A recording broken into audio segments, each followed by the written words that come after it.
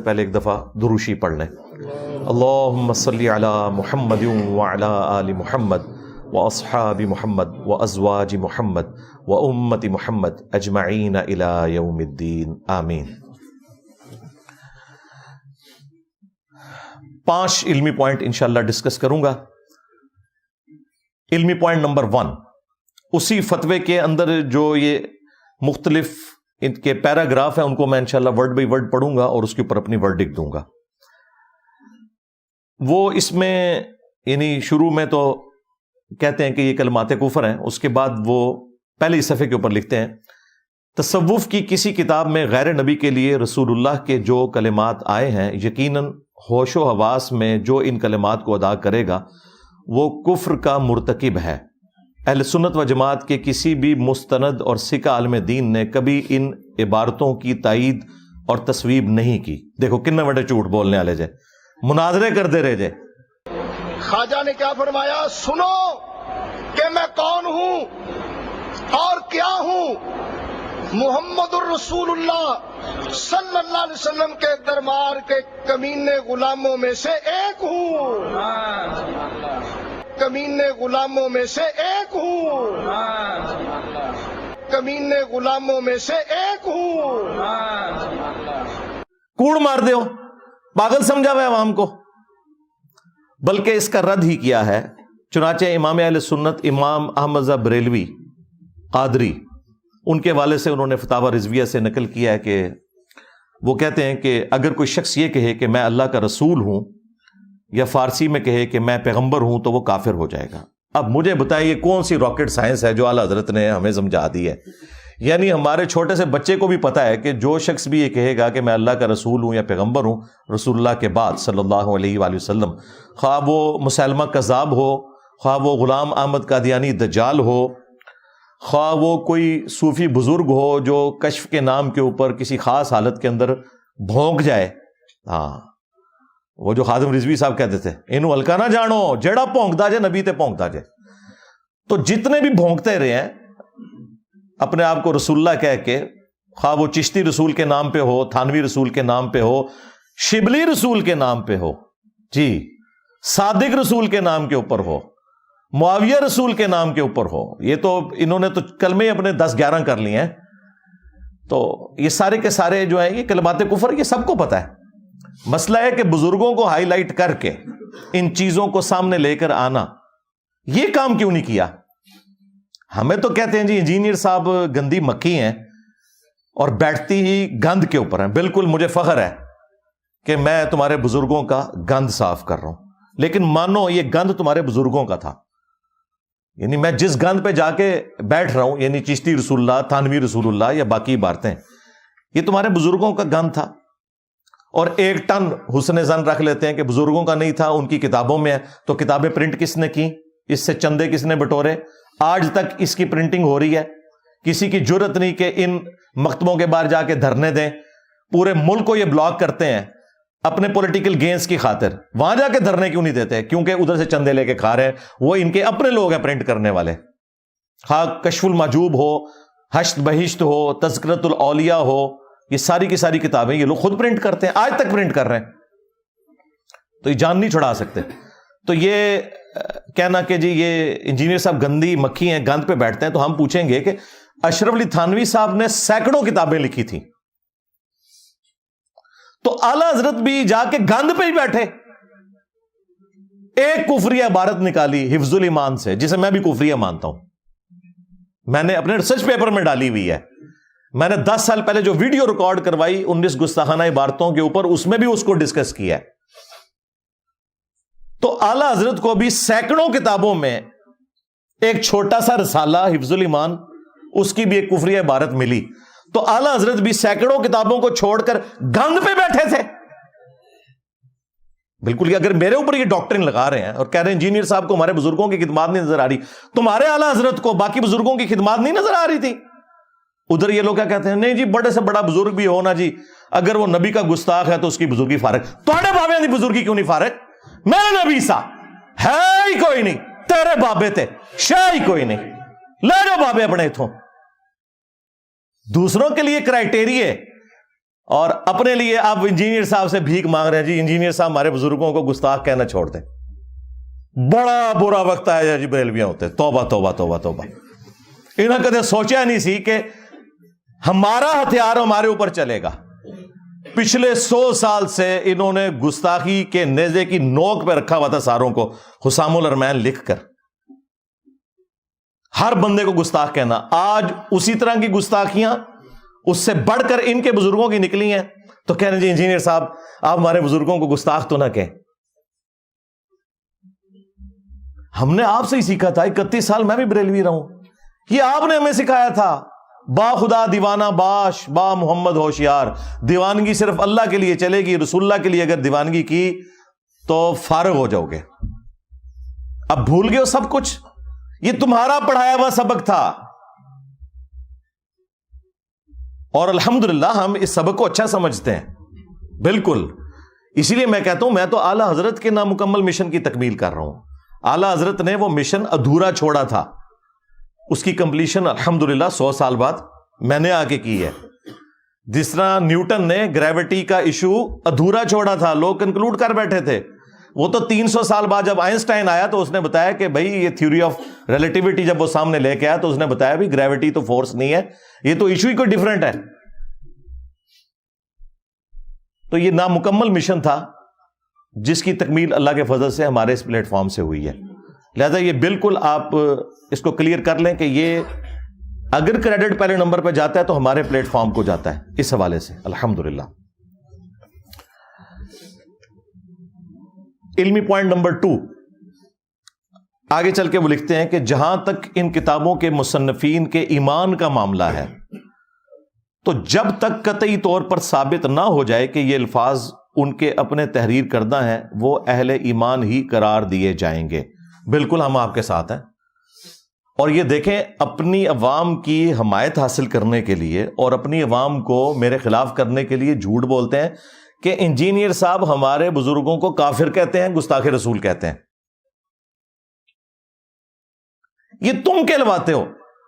میری جو 23 فروری 2013 کی ویڈیو ہے، جو پہلی ویڈیو تھی 71B مسئلہ انڈیا اور پاکستان کے بزرگوں کی 19 گستاخانہ عبارات کا تحقیقی جائزہ، اس سے لے کے آج تک میں ہمیشہ سٹارٹ اسی سے لیتا ہوں کہ ہم 1 ٹن حسن ظن رکھتے ہیں کہ بزرگوں نے یہ نہیں فرمایا ہوگا، یہ الہاقی عبارت ہے، بعد میں کسی نے داخل کر دی، لیکن تم لوگ تو مناظرے کرتے رہو نا اس کے حق میں۔ خواجہ نے کیا فرمایا؟ سنو کہ میں کون ہوں اور کیا ہوں، محمد الرسول اللہ صلی اللہ علیہ وسلم کے دربار کے کمینے غلاموں میں سے ایک ہوں، کمینے غلاموں میں سے ایک ہوں، کمینے غلاموں میں سے ایک ہوں۔ تم لوگ دفاع کرتے رہو، یہ تم لوگ کہتے رہو کہ یہ بزرگوں کی باتیں آپ کو سمجھ نہیں آئی ہیں۔ تو یہ ایک معصومانہ سا جملہ لکھنا کہ جی جب تک کنفرم نہ ہو ہم بزرگوں کو کافر نہیں کہہ سکتے، یہ کوئی آپ ہم پہ احسان نہیں کر رہے۔ ہم بھی یہی بات کرتے ہیں کہ بزرگوں پہ کفر کا فتویٰ نہیں لگے گا، عبارتوں پہ لگے گا۔ تمہیں تو یہ بھی توفیق نہیں مل رہی تھی کہ عبارتوں پہ فتویٰ دیتے، یہ تو ہماری وجہ سے دینا پڑ گیا نا۔ تمہیں تو صرف دیوبندیوں کی اور وہابیوں کی عبارتیں نظر آتی تھی، اپنے بابوں کی نظر ہی نہیں آتی تھی، پرنٹنگ کر رہے تھے آج تک۔ تو یہ بالکل کوئی یہ نہ سمجھے کہ ہمارا کوئی موقف اس سے ہٹ گیا۔ ہم بھی کہتے ہیں کہ یہ بزرگ دنیا سے جا چکے، اپنے اعمال کو بھگتیں گے، اچھے کیے تو جنتوں میں ہوں گے، برے کیے تو اللہ تعالیٰ کے عذاب میں ہوں گے۔ ہمیں ان سے کوئی انٹرسٹ نہیں ہے، ہمیں انٹرسٹ ہے ان کے اس تعارف سے جو کتابوں کی شکل میں موجود ہے، ان کتابوں کے اوپر، عبارتوں کے اوپر ہم بات کرتے ہیں۔ بزرگوں پہ تو کرتے نہیں، لیکن جب تم اپنے بزرگوں کا دفاع کرتے ہو نا پھر ہم سامنے آ جاتے ہیں۔ تو یہ آپ بالکل کلیئر کریں۔ پھر لکھتے ہیں پریس کی ایجاد سے قبل کتابیں ہاتھ سے لکھی جاتی تھی اور کاتب حضرات اس کی نقل کر کے نسخے تیار کرتے تھے۔ بعض دشمنان دین نے دینی خصوصاً تصوف کی کتابوں میں تعریفات اور الحاقات کیے ہیں۔ یہ دشمنان دین کون ہیں؟ یعنی یہ وہابی لکھتے رہے ہیں تصوف کی کتابیں، وہ تو تمہارے بزرگوں کو مسلمان ہی نہیں سمجھتے۔ یہ تمہارے بزرگوں کے اپنے ماننے والے تھے، انہوں نے غداری کی ہے پھر ان کے ساتھ۔ اور سب سے بڑی بات تو بزرگوں کی بزرگی فارغ، ان کی ناک کے نیچے یہ سب کچھ ہوتا رہا کہ ان کی کتابوں میں کفریات ڈلتے رہے۔ بزرگ کدھر مر گئے تھے؟ بزرگ نہ اپنی کتابوں کو تبدیل ہونے دیتے۔ اچھا اس کے جواب میں ہوتا کیا کہیں گے؟ وہ جی اللہ کی کتابیں بھی تو تبدیل ہو گئی ہیں. نہ اللہ تعالیٰ نے ان کتابوں کی کہیں گارنٹی نہیں لی تھی. گارنٹی صرف ایک کتاب کی ہے, وہ یہ انا نحن نزلنا الذکر وانا لہ لحافظون, اس کی گارنٹی لی ہے. اچھا اس کے جواب میں یہ کہیں گے جی ہمارے بزرگوں نے کہاں گارنٹی لی ہوئی تھی؟ جی لی ہوئی تھی. آپ کے بزرگوں کی ڈیوٹیاں ہیں, ہر علاقے کا بزرگ علیحدہ سے ہوتا ہے جو وہ سارے معاملات چلا رہا ہوتا ہے. جی وہ کہتے ہیں جی, آپ کہتے ہیں پرائم منسٹر جو ہیں وہ خان صاحب ہیں یا نواز شریف صاحب ہیں یا کاکڑ صاحب ہیں, وہ کہتے ہیں نہیں اصل پرائم منسٹر پاکستان کے داتا صاحب ہیں. ہاں یہ ویڈیوز میں ریکارڈ ہے. اسلامی جمہوریہ پاکستان, اس وطن میں ایک تو ہے ملکی حکمران جو بدلتے رہتے ہیں, مگر اس ملک کے روحانی تاجدار اصل بادشاہ میرے داتا صاحب رحمت اللہ تعالی علیہ حضرت سیدنا علی بن عثمان حجویری المعروف سیدنا داتا گنج بخش رضی اللہ تعالی عنہ. تو پھر داتا صاحب سے ہی پوچھیں گے نا کہ سرکار کشف المحجوب کے اندر جو کفریات لکھے ہیں یہ کیوں داخل ہو گئے آپ کی کتابوں میں؟ ڈیوٹی پوری نہیں کی تھی.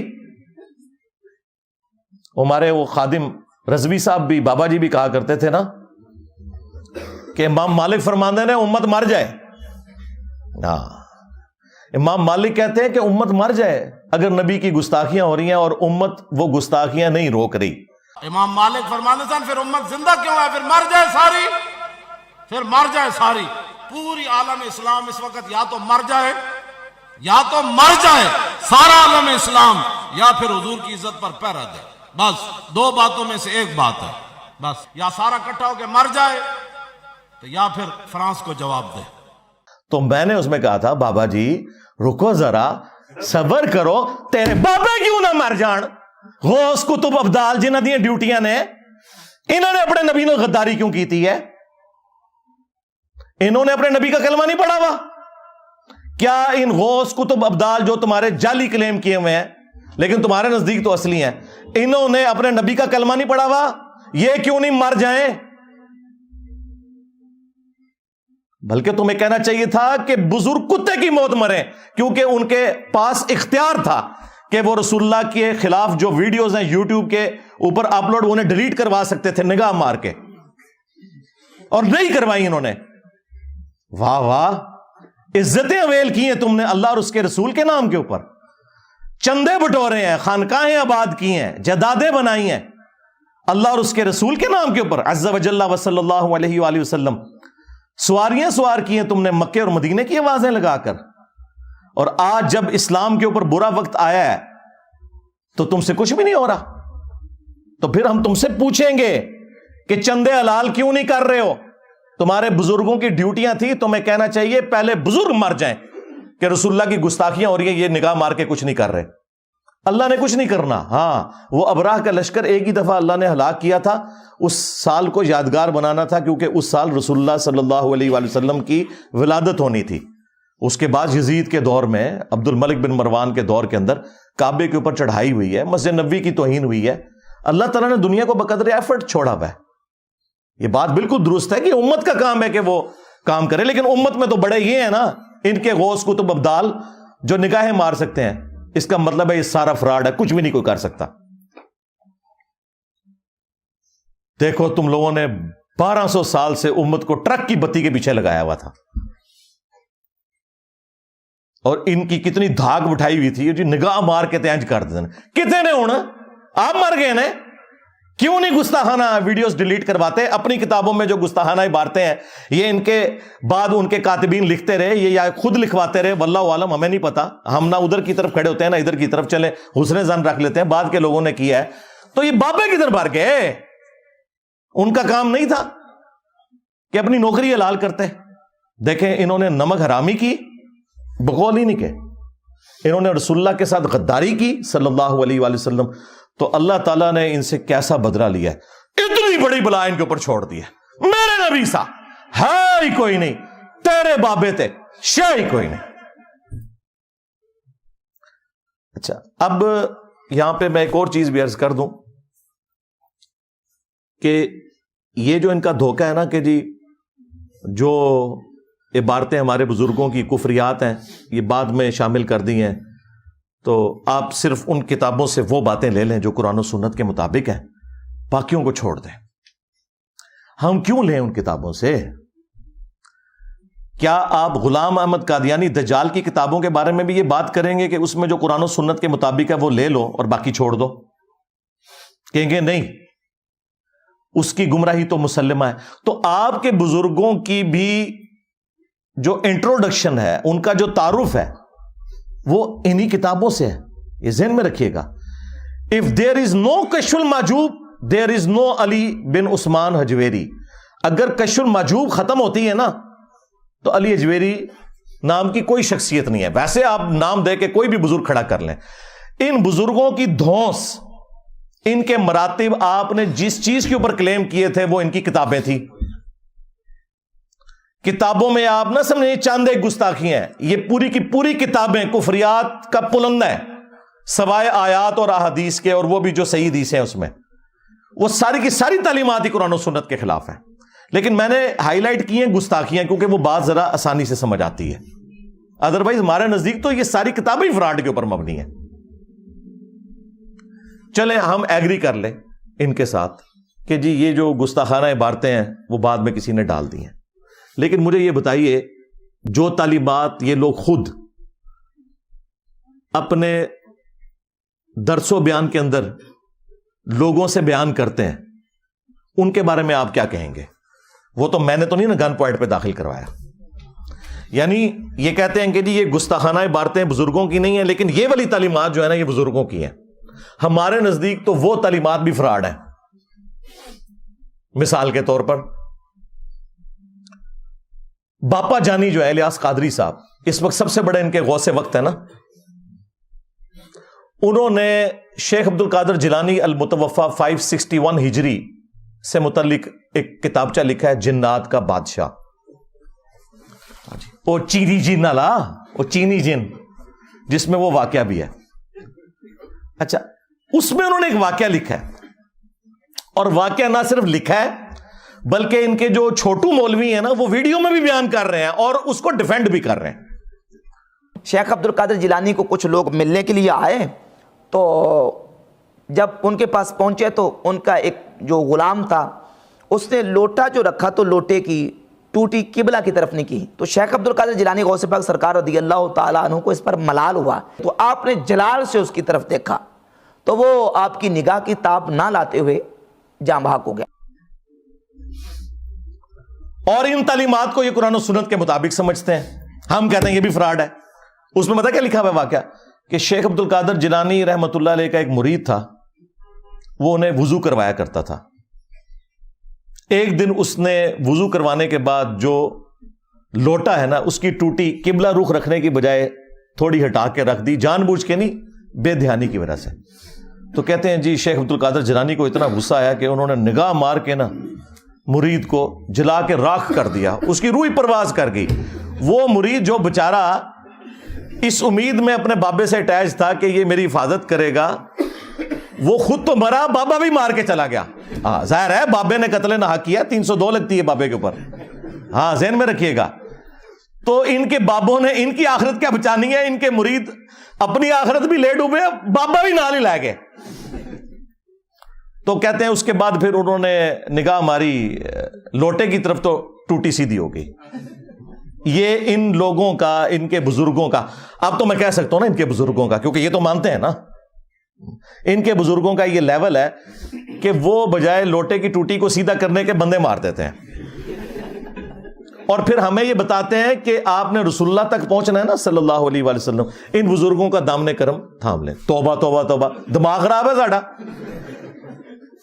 جو اپنے مریدوں کو جلا کے راکھ کر دیں، یوٹیوب سے گستاخانہ ویڈیوز نہ ڈیلیٹ کروا سکیں، ان کے ساتھ ہم نے اٹیچ ہونا ہے، ہمارا دماغ خراب ہوا ہے۔ اب دیکھیں اس سے کتنے مدنی پھول نکلتے ہیں۔ ہاں میرا دماغ کدھر جاتا ہے؟ سب سے پہلا مدنی پھول تو یہ ہے کہ ان کے بابے جو ہے نا قتل ناحق کرتے تھے، 302 ان پہ لگتی تھی، اور قرآن میں ہے جس نے کسی مؤمن کو ناحق قتل کر دیا وہ ہمیشہ کی جہنم میں۔ ان کے بابے بقول ان کے، میں نہیں کہتا، بقول ان کے، ہم تو حسن ظن رکھیں گے کہ عبد القادر جیلانی کو تو بیچاروں کو پتہ ہی نہیں ہوگا ان کے ساتھ کیا کچھ ہو رہا ہے، لیکن چونکہ یہ کروا رہے ہیں تو ظاہر ہے کہ پھر اس کا اینڈ رزلٹ یہی نکلے گا کہ وہ اپنے مریدوں کو قتل ناحق والا نہ صرف معاملہ کرتے تھے بلکہ مریدوں کی وجہ سے اپنی بھی آخرت برباد کر لی. ظاہر ہے خود بھی جہنم میں چلے گئے قتل ناحق کر کے. تو قرآن کا فتویٰ ہے. آج تو بابے ہوں 302 کٹاوا ہوتے ہیں. اچھا اس کے بعد یہ رزلٹ نکلا کہ یہ جو ان کا دعویٰ ہے نا کہ یہ رسول اللہ صلی اللہ علیہ وآلہ وسلم کے دین کے پاسباں ہیں, امین ہیں, ان کی لیگیسی آگے لے کے چل رہے ہیں, یہ بھی بالکل فراڈ ہے. کیا رسول اللہ صلی اللہ علیہ وآلہ وسلم کا ایٹیچیوڈ یہ ہوتا تھا اپنے ساتھیوں کے ساتھ؟ بخاری اور مسلم دونوں اٹھا کے دیکھیں. انس ابن مالک کہتے ہیں 10 سال تک میں نے رسول اللہ کو وضو کروایا ہے صلی اللہ علیہ وآلہ وسلم. وہ کہتے ہیں میں چھوٹی عمر کا بچہ تھا, 10 سال کی عمر میں میری والدہ ام سلیم مجھے رسول اللہ کی خدمت کے لیے چھوڑ کے چلی گئیں, اور 10 سال میں نبی الاسلام کے ساتھ رہا. کہتے ہیں ان 10 سالوں میں کبھی ایسا نہیں ہوا کہ نبی الاسلام نے مجھے ڈانٹا ہو, مجھے کبھی یہ کہا ہو کہ تم نے یہ کام کیوں کیا, یہ کام کیوں نہیں کیا. وہ کہتے ہیں کئی بار نبی الاسلام مجھے کسی کام سے روانہ کرتے تو میں بچوں میں کھیلنا شروع کر دیتا. یار 10 سال کا بچہ کھیلے گا ہی نا. نبی الاسلام نے کبھی نہیں مجھے ڈانٹا. کبھی آپ صلی اللہ علیہ وآلہ وسلم گھر سے باہر نکلتے اور مجھے بچوں میں کھیلتے ہوئے دیکھتے تو پیار سے بلاتے, انیس, نام تھا انس, پیار سے بلاتے انیس, بیٹا میں نے تم نے فلاں کام کے لیے کہا تھا. وہ کہتے اچھا یا رسول اللہ میں جاتا ہوں. بس نہ ڈانٹا کبھی, نہ مارا پیٹا. اور تمہارے بزرگ جو کہتے ہیں ہم رسول اللہ کے ماننے والے ہیں, ہم آپ کو رسول اللہ تک پہنچائیں گے, پہلے آپ تک پہنچ جاؤ. یہ میں آپ کو کمپیریزن بتا رہا ہوں. لہذا یہ جو تم لوگ کلیم کر رہے ہو نا کہ ہمارے بزرگوں کی کتابیں بدل گئی ہیں, تو جو باتیں تم کتابوں سے بیان بھی کر رہے ہو نا بغیر بدلی ہوئی, ہمارے نزدیک وہ بھی قرآن و سنت کے خلاف ہیں. سمجھ رہے ہیں نا میں کیا کہنا چاہ رہا ہوں؟ ہاں, اگر نہیں سمجھ آ رہی تو میں ایک اور مثال پیش کر دیتا ہوں. ان کے وہ اس وقت میٹھے میٹھے ایک مبلغ جو طارق جمیل صاحب کے مقابلے پہ انہوں نے لانچ کیے ہوئے ہیں, ثاقب رضا مصطفی صاحب. ہائے ہائے ہائے ہائے. وہ خواجہ باب الحق نقشبند کے بارے میں بتا رہے ہیں کہ ان کی ایک مریدنی تھی. ہاں, اس کو بادشاہ وقت نے ایک مینارے سے گرایا. ہاں, اور وہ بخارے میں تھے. وہ کہتے ہیں کہ مریدنی نے آخری وقت میں بجائے اللہ کو پکارنے کے نا وہ بابے کو پکارا. اوکھے ویلے بزرگ کام آتے ہیں. تو آگے الفاظ دیکھیں اس ذمہ دار شخص کے. یہ کہتا ہے کہ جی وہ بزرگ آئے اڑ کے اور انہوں نے مریدنی کو کیچ کر کے, ہاں اس میں الفاظ ہے پکڑ کے, تو زمین پہ آرام سے رکھ دیا جب اس کو دھکا دیا جلاد نے. حضرت شاہ نقشبند بخاری علیہ رحمہ نقشبندیوں کے امام ہیں.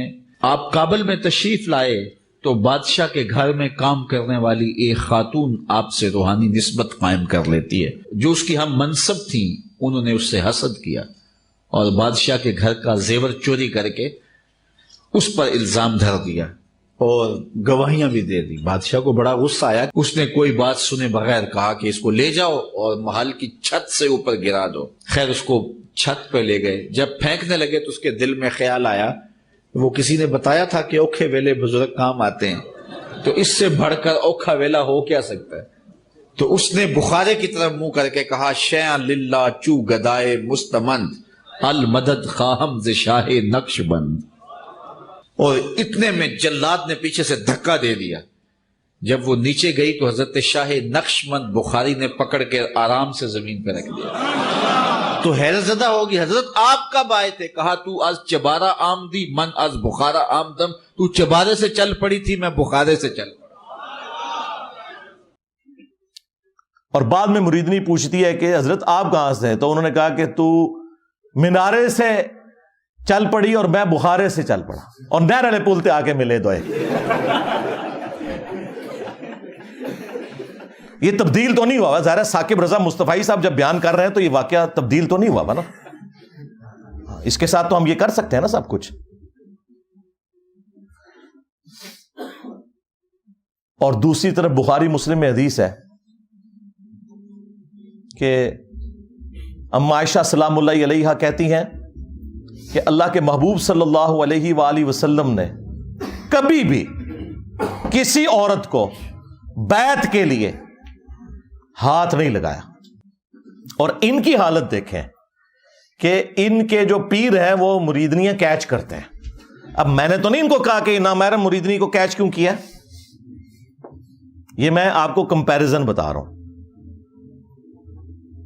اس کے بعد ایک اور واقعہ جو بڑا مشہور کیا ہوا انہوں نے، وہ کہتے ہیں کہ جی ابو الحسن خرقانی جو تھے نا، جو بایزید کے خلیفہ تھے، وہ خلیفہ بھی جا کے قبر پہ ہی ہوئے ہیں، مطلب ان کے مرنے کے بعد تو وہ پیدا ہو رہا ہے بندہ.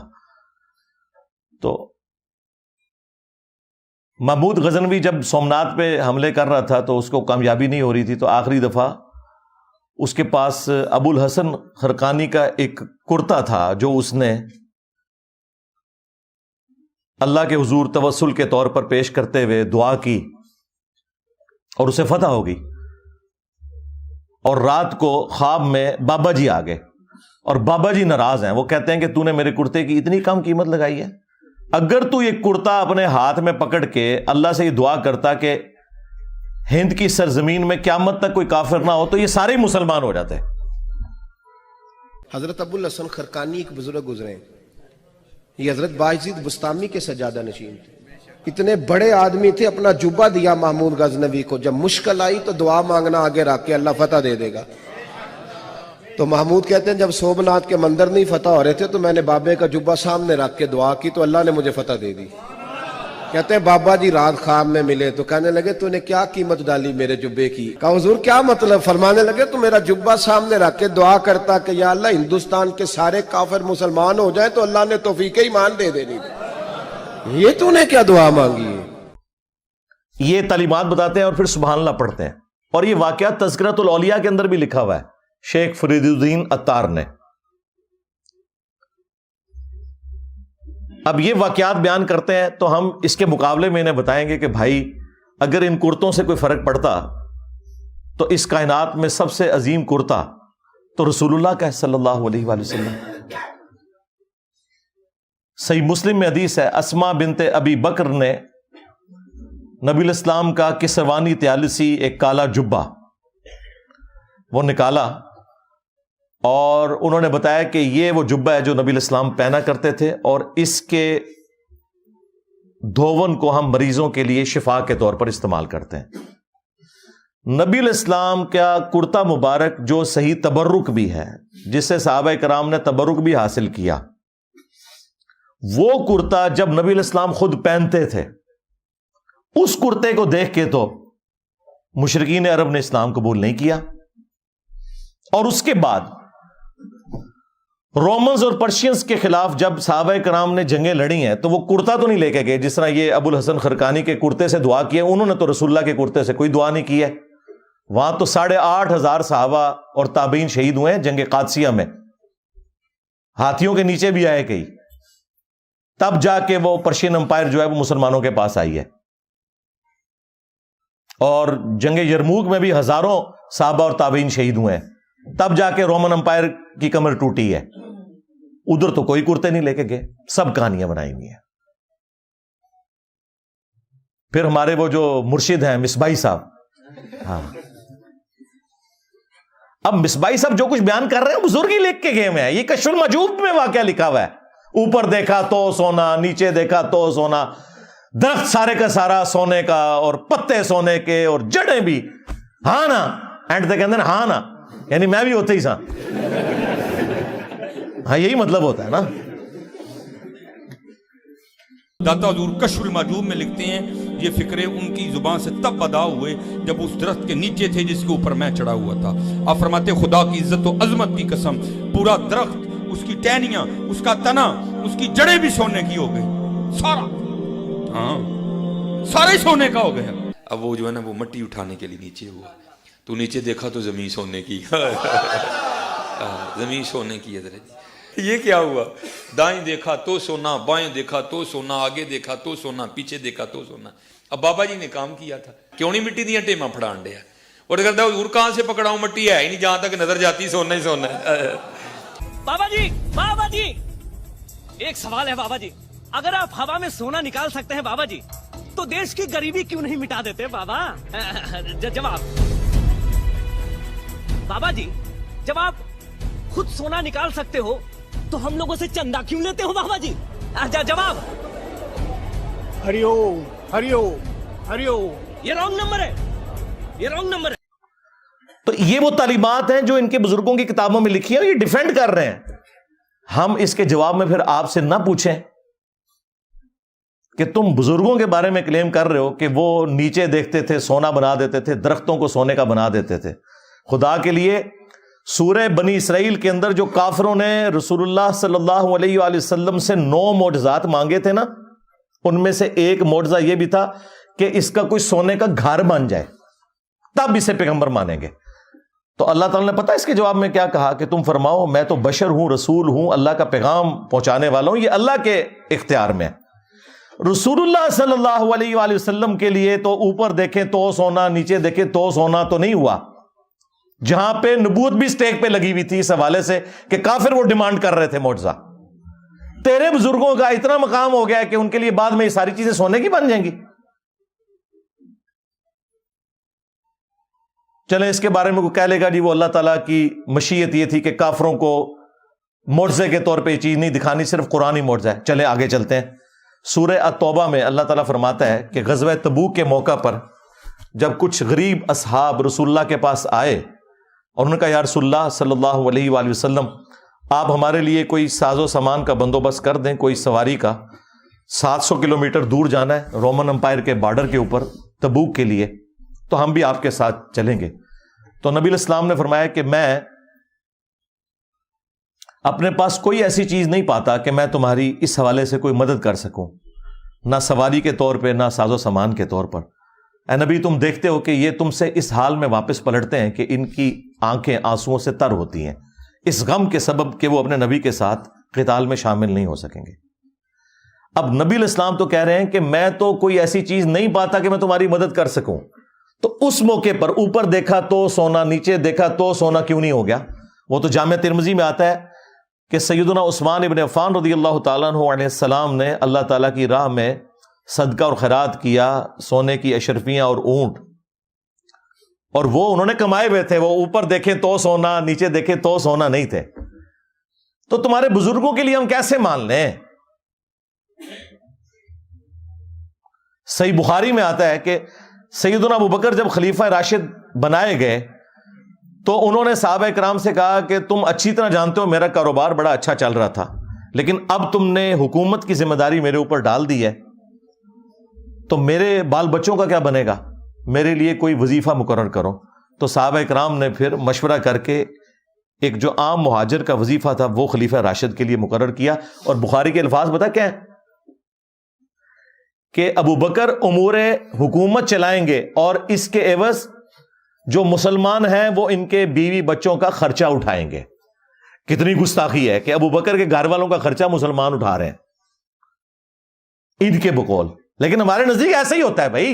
ये नहीं हुआ कि हज़रत अबू बकर ने मुसल्ला उठाया तो नीचे से सोना निकला, नहीं निकलता ऐसे सोना, ऐसा तो नहीं होता। हाँ। ऊपर देखें तो सोना, और देखें ये लोग दावे करते हैं हम जी सहाबा किराम और अहले बैत के मान रहे, और नसोए तू है तो पता ही नहीं सहाबा किराम और अहले बैत दा कोई, तुसी बाबियां दे मनने वाले हो। यही मिसबाई साहब एक और वाकया सुनाते हैं एक बुजुर्ग का। वो कहते हैं कि वो समुद्री जहाज के जरिए हज या उम्रे के लिए जा रहे थे और बार बार कैप्टन से आके पूछते थे कि भाई कब आएगा जद्दा? तो वो कहता था अभी तो ये बंदरगाहें आएंगी फिर। और फिर वो वही जो इनकी कहानी थी वो छोड़ दी इन्होंने। वो कहते हैं कि जी वो बुजुर्ग जो है वो उन्होंने अपनी करामत दिखाई और कहा जी कैप्टन साहब लो फिर जद्दा आ गया जे। हमारे बुजुर्गों ने कोई लतीफ़े नहीं लिखे जी। ये किताब है तज़किरा गौसिया, ये गौस अली शाह साहब रहमतुल्लाह तआला अलैह के मलफूज़ात। आप फरमाते हैं मैं हज करने के लिए गया और मैं बम्बई बंदरगाह से बहरी जहाज़ पे बैठा। कहते इसी तरह जहाज़ बम्बई बंदरगाह से निकला, थोड़ा सा जहाज़ आगे गया होगा तो एक बाबा जी आ गए और आके मेरे वाले साहब को कहते हैं मौलवी साहब ये तो बताएं जद्दा कब आएगा? तो कहते हैं मेरे वाले साहब मुस्कुरा के कहने लगे बुजुर्गो वो ये तो जहाज़ बम्बई बंदरगाह तो चले आए, 11 दिन लगने ने फिर जद्दा आएगा। कहते हैं बाबा जी चले गए, असर पढ़ के फिर आए, वही सवाल, मेरे वाले साहब का भी वही जवाब, फिर चले गए। मगरिब पढ़ के फिर आए, फिर वही सवाल। किस दफ़ा मेरे वाला साहब भी गुस्से में आ गए, कहने लगे बाबा जी गल हूँ ना करिए, बार बार ना हो मेरे का, मैं तो 11 दिन तो पहले लिया नहीं सकता, जो तुसी लिया सकते हो तो ले आओ। कहते हैं वो बाबा जी मेरे वाला साहब को कहते हैं फिर सबसे पहले कौन सी बंदरगाह आएगी? कहते मेरे वाला साहब ने कहा मुखा, फिर कौन सी आएगी? हुदैदा, फिर कौन सी आएगी? अदन, फिर कौन सी आएगी? मेरे वाला साहब ने कहा जद्दा। तो बाबा जी कहते हैं फिर देखो जद्दा आ गया जी, हैं तज़किरा गौसिया। हमारे बुजुर्गों ने कोई लतीफ़े नहीं लिखे जी, इन्होंने पता सी कि जद्दे तो बाद इंजीनियर साहब ने भी आना है। इतना बड़ा ब्लंडर बाबे से हो गया। यही मैं कहता हूं, इन बाबों को ना कुरान का पता, ना सुन्नत का पता, ना इनको नमाज ठीक आती है, ना इन्हें ज़कात के मसाइल पता है, ना इन्हें हज के मसाइल पता है। इतनी बड़ी खराबी हो गई कि जो एहराम बांधने की जगह थी मिकात, वो ये सब कॉन्टिनेंट से वो जा रहे थे, वो कह रहे थे कि ये इस तरफ से जा रहे थे।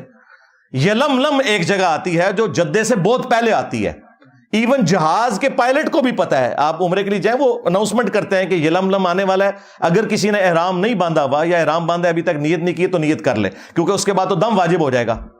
इनके बाबे ने डायरेक्ट जद्दे पहुंचा दिया जहाज, वो कोई नहीं पहुंचा, कहानी पे करांदा जे। लेकिन चलो ये तो कहते हैं ना पहुंचा। हम कहते हैं जिस बाबे को मसाइल नहीं पता, पकड़ के मुफ्त में पूरे के पूरे बैरी जहाज के ऊपर जो है ना वो दम वाजिब करवा दिया। सैकड़ों लोग सवार हैं, सैकड़ों भेड़े आप जाके ढूंढे, यानी नेकी की थी, उल्टा मुसीबत ही पा छड़ा। और ये शौक से बयान करते हैं, यानी पूरे जहाज को उड़ा के वहां पे पहुंचा दिया। ये ना जहाज तो अटकुल बनया थे कोई नहीं, हाँ ना तुमसे स्टीम इंजन बना, ना तुमसे हवाई जहाज बना। पूरी जिंदगी तुम्हारे बुजुर्ग मक्के मदीने जाते रहे, ठीक है, किसी को तेल नजर नहीं आया। तेल जाके 1960 में जाके जो है वो अरामको कंपनी जो अमेरिका की, उन्होंने जाके वहां पे निकाला तेल। तो बुजुर्ग किधर रहे? सब कहानियां कराते रहे। अच्छा, अब मैं आपको बताऊं, मुस्लिम शरीफ में लिखा हुआ है, बनु सलमा एक चौराहे पर खड़े हुए थे, नबी इस्लाम पास से गुजरे, आप सल्लल्लाहु अलैहि वसल्लम ने पूछा किस लिए खड़े हो? तो उन्होंने कहा या रसूलल्लाह, हम दूर गांव एरिया से आते हैं तो नमाज में लेट हो जाते हैं, हमने इरादा किया कि हम मस्जिद नबवी शरीफ के पास मदीना शरीफ में ही शिफ्ट हो जाते हैं ताकि नमाज पे हम टाइमली पहुंच जाएं। तो आप सल्लल्लाहु अलैहि वसल्लम ने फरमाया कि तुम लोग जितने कदम चल के आते हो ना, तो उतना सवाब तुम्हारे नामा अमाल में लिखा जाता है। तो फिर बनु सलमा ने मदीना शरीफ में शिफ्ट होने का इरादा तर्क कर दिया। अब मुझे बताएं, उस वक्त रसूलुल्लाह ने यह मशवरा क्यों नहीं दिया कि उड़ के आ जाया करो, बाद में बाबे जो उड़ेंगे? ओ भाई, कोई नहीं था उड़ता। इसका मतलब साहबा इकराम को एक्टिंग में नहीं कर रहे थे, वो नहीं उड़ सकते थे बेचारे, इसीलिए मदीना शरीफ शिफ्ट हो रहे थे। यह है किताबों का दीन। ये मैं आपको कंपैरिजन साथ साथ इसलिए करवा रहा हूं ताकि आपको पता चले कि मरने से पहले ए मुसलमान कर ले इस पे गौर, किताबों का खुदा और है, बाबों का खुदा और। अगरचे बाबे भी उसी खुदा को मानते हैं, लेकिन ये क्वालिटीज बिल्कुल डिफरेंट हैं। कुरान और सुन्नत में आई हुई तालीमात बिल्कुल डिफरेंट है। इस तरह की तालीमात ये लोग पब्लिक के अंदर मशहूर कर रहे होते हैं। अगले दिनों वो बापा जानी की एक वीडियो, उसके ऊपर उनके जो सैकड़ों हजारों मुरीदीन सुभान अल्लाह पढ़ रहे हैं। वो कह रहे हैं जी हमारे एक मुफ्ती थे दावत इस्लामी के, तो वो फौत हो गए, उनकी कब्र के ऊपर एक मदनी काफिला हाजिरी के लिए गया, तो कहते हैं अंदर से किरात की आवाज सुनाई दे रही थी और जोर की नमाज थी। मुफ्ती दावत इस्लामी की बारगाह में, तो उन्होंने वो बताया कि हम इस वक्त मुफ्ती दावत इस्लामी कुद्दस सिर्रुल सामी के मज़ार पर हाजिर हैं, और हम दोनों ने बिल्कुल होशो हवास में अपने कानों से सुना कि अंदर में बाजमात नमाज पढ़ी जा रही है, अंदर में नमाज पढ़ी जा रही है, बाकायदा किरात सुनाई गई हमको। जोहर का वक्त था, बाकायदा वो किरात सुनाई दी गई। जोहर का वक्त था, बाकायदा वो किरात सुनाई दी गई। जोहर का वक्त था, बाकायदा वो किरात सुनाई दी गई, और सलाम फेरने के बाद अल्लाहुम्मा अंतस सलामों की दुआ भी हमने सुनी। अंदाजा करो, और नीचे लोग सुभान अल्लाह पढ़ रहे हैं। इससे आप अंदाजा लगाएं कि इनके ऑडियंस कितना अपना दिमाग इस्तेमाल करते हैं। जोर की नमाज में तो किरात ऊंची होती नहीं है, कहानी है, कोई आवाज नहीं सी आ रही कब्र के अंदर से या बाहर से। ایسے نہیں ہوتا میرے بھائی. صحابہ اکرام کا سٹیٹس میں آپ کو بتاؤں, قبر تو بہت دور کی چیز ہے. صحیح بخاری میں حدیث ہے, نبی علیہ السلام کا ایک غلام تھا مدعم, جو آپ علیہ السلام کی سواری کا کجاوا کسا کرتا تھا. خیبر کے موقع پر ایک نامعلوم تیر اسے لگا, وہ شہید ہو گیا.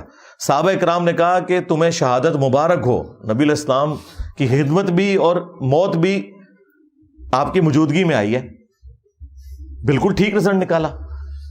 لیکن نبی علیہ السلام نے پتہ کیا فرمایا؟ آپ نے فرمایا تم اسے شہادت مبارک کہہ رہے ہو, حالانکہ میں نے دیکھا ہے کہ اس نے مال غنیمت کی ایک چادر چوری کی تھی جو اللہ تعالیٰ نے آگ کی بنا کے اس کے اوپر ڈال دی ہے. صحابہ کرام کو تو سامنے میت کے اوپر کوئی چادر نظر نہیں آئی. ان کے بزرگوں کو نظر آتا ہے جی قبر کے اندر کون نماز پڑھ رہا ہے, کوڑ مار رہے ہو, اور نماز زور کی اور کہہ رہے کہ رات کی آواز باہر سنائی دے رہی تھی.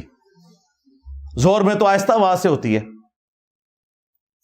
کوئی جھوٹ گھرنا تھا تو مغرب عشاء کا ذکر کرتا ہے, لیکن وہ چور اپنی لنگوٹی چھوڑ جاتا ہے نا, اور ہم تو تیار بیٹھے ہیں پکڑنے کے لیے. چھوڑی نہ ہو تب بھی ہم پکڑ لیتے ہیں, جب کوئی اتنی چھوڑ کے جائے تو ویسے پکڑی جائے گی. تو صحابہ کرام اپنے گھروں کی طرف دوڑے. اگر کسی نے غلطی سے بھی کوئی ایک رسی کا ٹکڑا بھی اٹھایا تھا نا, یہ سمجھ کے کہ اس کی کیا ورت ہے, لا کے مال غنیمت میں جمع کروایا کہ اس کی وجہ سے ہماری پکڑ نہ ہو جائے. پھر بخاری مسلم میں حدیث موجود ہے کہ نبی علیہ السلام دو قبروں کے پاس سے گزرے تو رک گئے. صحابہ کرام نے کہا یا رسول اللہ آپ کیوں رکے ہیں؟ فرمایا دو قبر والوں کو عذاب ہو رہا ہے. صحابہ کرام کو تو نہیں قبر کا عذاب نظر آیا, ان کے بزرگوں کو کشف القبور ہوتا ہے, جی آخرت کا بتا دینا, اور چھڑ دو آخرت کا 10 دن دینے. یہ دیکھ کے نا, دیکھ کے میری میکینیکل انجینئرنگ کا ایک فارمولہ نہیں پڑھ سکتے, سمجھانا تو دور کی بات ہے, جب تک انہوں نے سیکھا نہ ہو کہانیاں. اور دیکھیں یہ باپا جانی جو ہے نا, یہ کئی بار درس دیتے ہوئے نا اینک لگائی ہوتی ہے انہوں نے, اور جو لوگوں کے دلوں کے حال جانتے ہیں وہ سامنے پیڈ سے پڑھنے کے لیے ان کو اینک لگانی پڑتی ہے. اور زوم کر لیا کرو اینج کر کے, کم از کم انجینئر صاحب دے فتوے تو بچ جاؤ. اینک کے بغیر جو سامنے لکھا ہوا اردو نہ پڑھ سکے وہ دل کے حال جانے گا. کہانیاں کرانیاں بند کرو. جھوٹ اپنی طرف سے چیزیں بنا بنا کے مارکیٹ میں پھینکتے ہیں, اور لوگوں کو جو ہے نا وہ اپنے بزرگوں کا پھر اسیر کیا ہوا ہے کہ جی ہمارے بزرگ تو یہ کر لیتے تھے, تو وہ کر لیتے تھے, تو یہ کر لیتے تھے. تو نبی علیہ السلام نے کہا ان دو قبر والوں کو عذاب ہو رہا ہے. ان میں سے ایک چگلی کھاتا تھا, دوسرا پیشاب کے چھینٹوں سے نہیں بچتا تھا. آپ نے پھر ایک درخت کی ٹہنی توڑ کے اس کے 2 حصے کیے, اس پہ لگائے, اور فرمایا جب تک یہ ہری رہیں گی ان کے عذاب میں تخفیف ہوگی نبی علیہ السلام کی دعا کی برکت سے. پھر مسلم شریف میں حدیث ہے, نبی علیہ السلام نے فرمایا کہ میں نے ارادہ کیا کہ میں اللہ سے دعا کروں کہ تمہیں عذاب قبر سنوا دے. دیکھ تو کوئی سکتا ہی نہیں, لیکن پھر میں اپنے اس ارادے سے پیچھے ہٹ گیا. مجھے خدشہ ہوا کہ تم اگر عذاب قبر سن لو تو اپنے مردوں کو دفنانا ہی چھوڑ دو گے, اتنا خوف کھا جاؤ گے. صحابہ اکرام کو تو عذاب قبر دیکھنا تو دور کی بات, نبی علیہ السلام کہتے ہیں تمہیں تو سنوایا بھی نہیں جائے گا. اور یہ لوگ اپنے بزرگوں کے بارے میں کلیم کرتے ہیں. سب کہانیاں بنائی ہوئی ہیں, جھوٹ ہے. جھوٹ بولو اور بولو, بولتے جاؤ, اسی لپیٹتے جاؤں گے تھوڑی. اینڈ ریڈی نے گچھی انہوں آگ لا دیں گے قرآن و سنت کے دلائل سامنے رکھ کے. کہانیاں بنائی ہوئی ہیں, جھوٹ پہ جھوٹ بولتے جاتے ہیں. تو یہ وہ تعلیمات میں آپ کو بتا رہا ہوں موٹی موٹی جو ان کے کلیم ہیں. اور جی بزرگ تھے تو وہ ان کا ایک مرید تھا, اس کی بیوی حافظ قرآن تھی, وہ بیچارہ کوہرا تھا, وہ پریشان ہو گیا. بیوی نے کہا میرے نڑے نہ لگے جو تک تو بھی حافظ نہ بنے. تو ٹائم قیامت تک کی. وہ جناب پریشان ہو کے پیر صاحب کے پاس پہنچا. پیر صاحب نے کہا جی کہ جی صبح, اور یہ وہ واقعات جو انہوں نے کتابوں میں لکھے ہوئے ہیں, بیان کرتے ہیں, یہ وہ ہیں جو تبدیل نہیں ہوئی ہوئی, یہ وہ چیزاں نے. کہتے ہیں جی وہ پیر صاحب نے صبح کے وقت جب سلام پھیرا فجر کی نماز میں, دائیں طرف جتنے تھے حافظ قرآن بن گئے, بائیں طرف جتنے تھے ناظرہ بن گئے. اور لوگ کہتے ہیں سبحان اللہ. اس طرح کوئی حافظ قرآن بنتا ہوتا تو صحابہ صفا کا جو چبوترا ہے 155 صحابہ کا, ان میں سے جو احادیث روایت کرنے والے صحابہ ہیں وہ تو چند ایک ہیں. حضرت ابو ہریرہ رضی اللہ تعالیٰ عنہ, اور ان کے لیے بھی خاص دعا تھی, بخاری مسلم میں آئی. تو وہ حدیثیں نہیں بھولتے تھے. وہ کہتے ہیں میں بھول جاتا تھا, پھر حضور نے میرے لیے دعا کی میں پھر جو بھی نبی علیہ السلام سے سنتا تھا یاد کرتا تھا. لیکن انہوں نے بھی یہ نہیں ہوا کہ نبی علیہ السلام نے کوئی دائیں طرف سلام پھیرا تو ان کو ساری حدیثیں یاد ہو گئی ہیں, محنت سے یاد کی ہیں بعد میں بھی. یہ میں آپ کو فرق بتا رہا ہوں. ورنہ یہ اتنے لوگوں کی نبی علیہ السلام تعلیم کا اہتمام کیوں کرتے تھے؟ حتیٰ کہ مسند احمد میں آیا کہ غزوہ بدر کے جو قیدی تھے کافر, وہ چھوڑنے کے لیے یہ ان کے لیے فدیہ مقرر کیا گیا جن کے پاس پیسے نہیں تھے کہ تم لوگ مسلمانوں کو لکھنا پڑھنا سکھا دو. نبی علیہ السلام نے تو نہیں کہا کہ بھی جس نے لکھنا پڑھنا سیکھنا ہے میرے پیچھے نماز نیت کرے, دائیں طرف سلام پھیروں گا سارے حافظ ہو جائیں گے, بائیں طرف سارے ناظرہ ہو جائیں گے. اس کا مطلب ہے کہ جو کچھ تم اپنے بزرگوں کے بارے میں کلیم کر رہے ہو نا, واقعات, وہ سب کے سب خود فراڈ کے اوپر مبنی ہے. ہم جو تم لوگ صحیح بیان کرتے ہو نا وہ بھی صحیح ماننے کے لیے تیار نہیں. جی شیخ عبد القادر جیلانی نے فرمایا کہ میرے سلسلے میں جو بھی داخل ہو گیا تو اللہ تعالیٰ نے مجھ سے گارنٹی مجھے دی ہے. اندازہ کرے غیر پیغمبر جو 500 سال بعد آیا اس کے بارے میں ایک کلیم کر رہے ہیں, اللہ نے اسے گارنٹی دے دی ہے. رسول اللہ کے بعد جو کہہ رہے ہیں نا مجھے اللہ نے گارنٹی دی ہے, تو سمجھ لو کہ اے مسلمہ کذاب دا چھوٹا پراج ہے, خواہ غلام قادیانی دجال ہے یا کوئی اور ہے. ہم نہیں کہتے کہ عبد القادر جیلانی نے یہ کہا ہوگا, لیکن ان کی ضد ہے. ہم کہتے ہیں اگر ضد ہے تو لو سامو, پھر فتوا لو ساڑھے کو لو.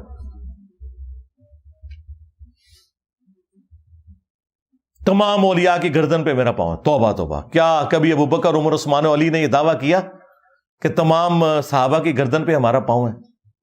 اور یہ آگے سبحان اللہ پڑھ رہے ہوتے ہیں. عقل کا ماتم کرے.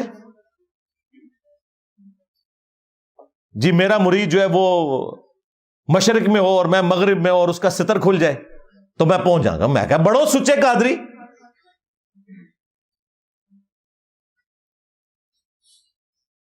نیچے پجامہ یا کوئی انڈر ویئر پہن کے تو پبلکلی آپ لوگ اپنی تہمت کھول کے بتائیں اور شیخ عبد القادر جیلانی آ کے آپ کی تہمت باندھ دیں. وہ کہتے ہیں نہیں اس طرح تو بزرگوں کو چیک تو نہیں کرنا چاہیے نا, یہ تو ویسے انہوں نے فرمایا تھا. اور پریکٹیکلی ایک ہوا ہے انڈیا میں, ایک مولوی ان کا قادری تقریر کر رہا تھا, بڑا اچھل کود رہا تھا, اس کی شلوار اتر گئی. وہ آپ نے ویڈیو دیکھی ہوئی ہے نا. یہاں کے فارغین تبلیغ اس طرح کریں گے سارے علم کو ہم دیوبند کی وقت میں شامل و داخل کر لیں گے.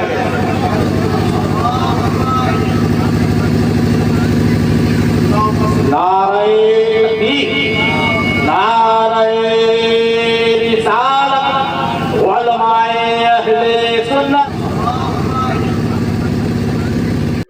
اور کوئی نہیں شیخ عبد القادر جیلانی اس کی شلوار اوپر کرنے کے لیے آئے.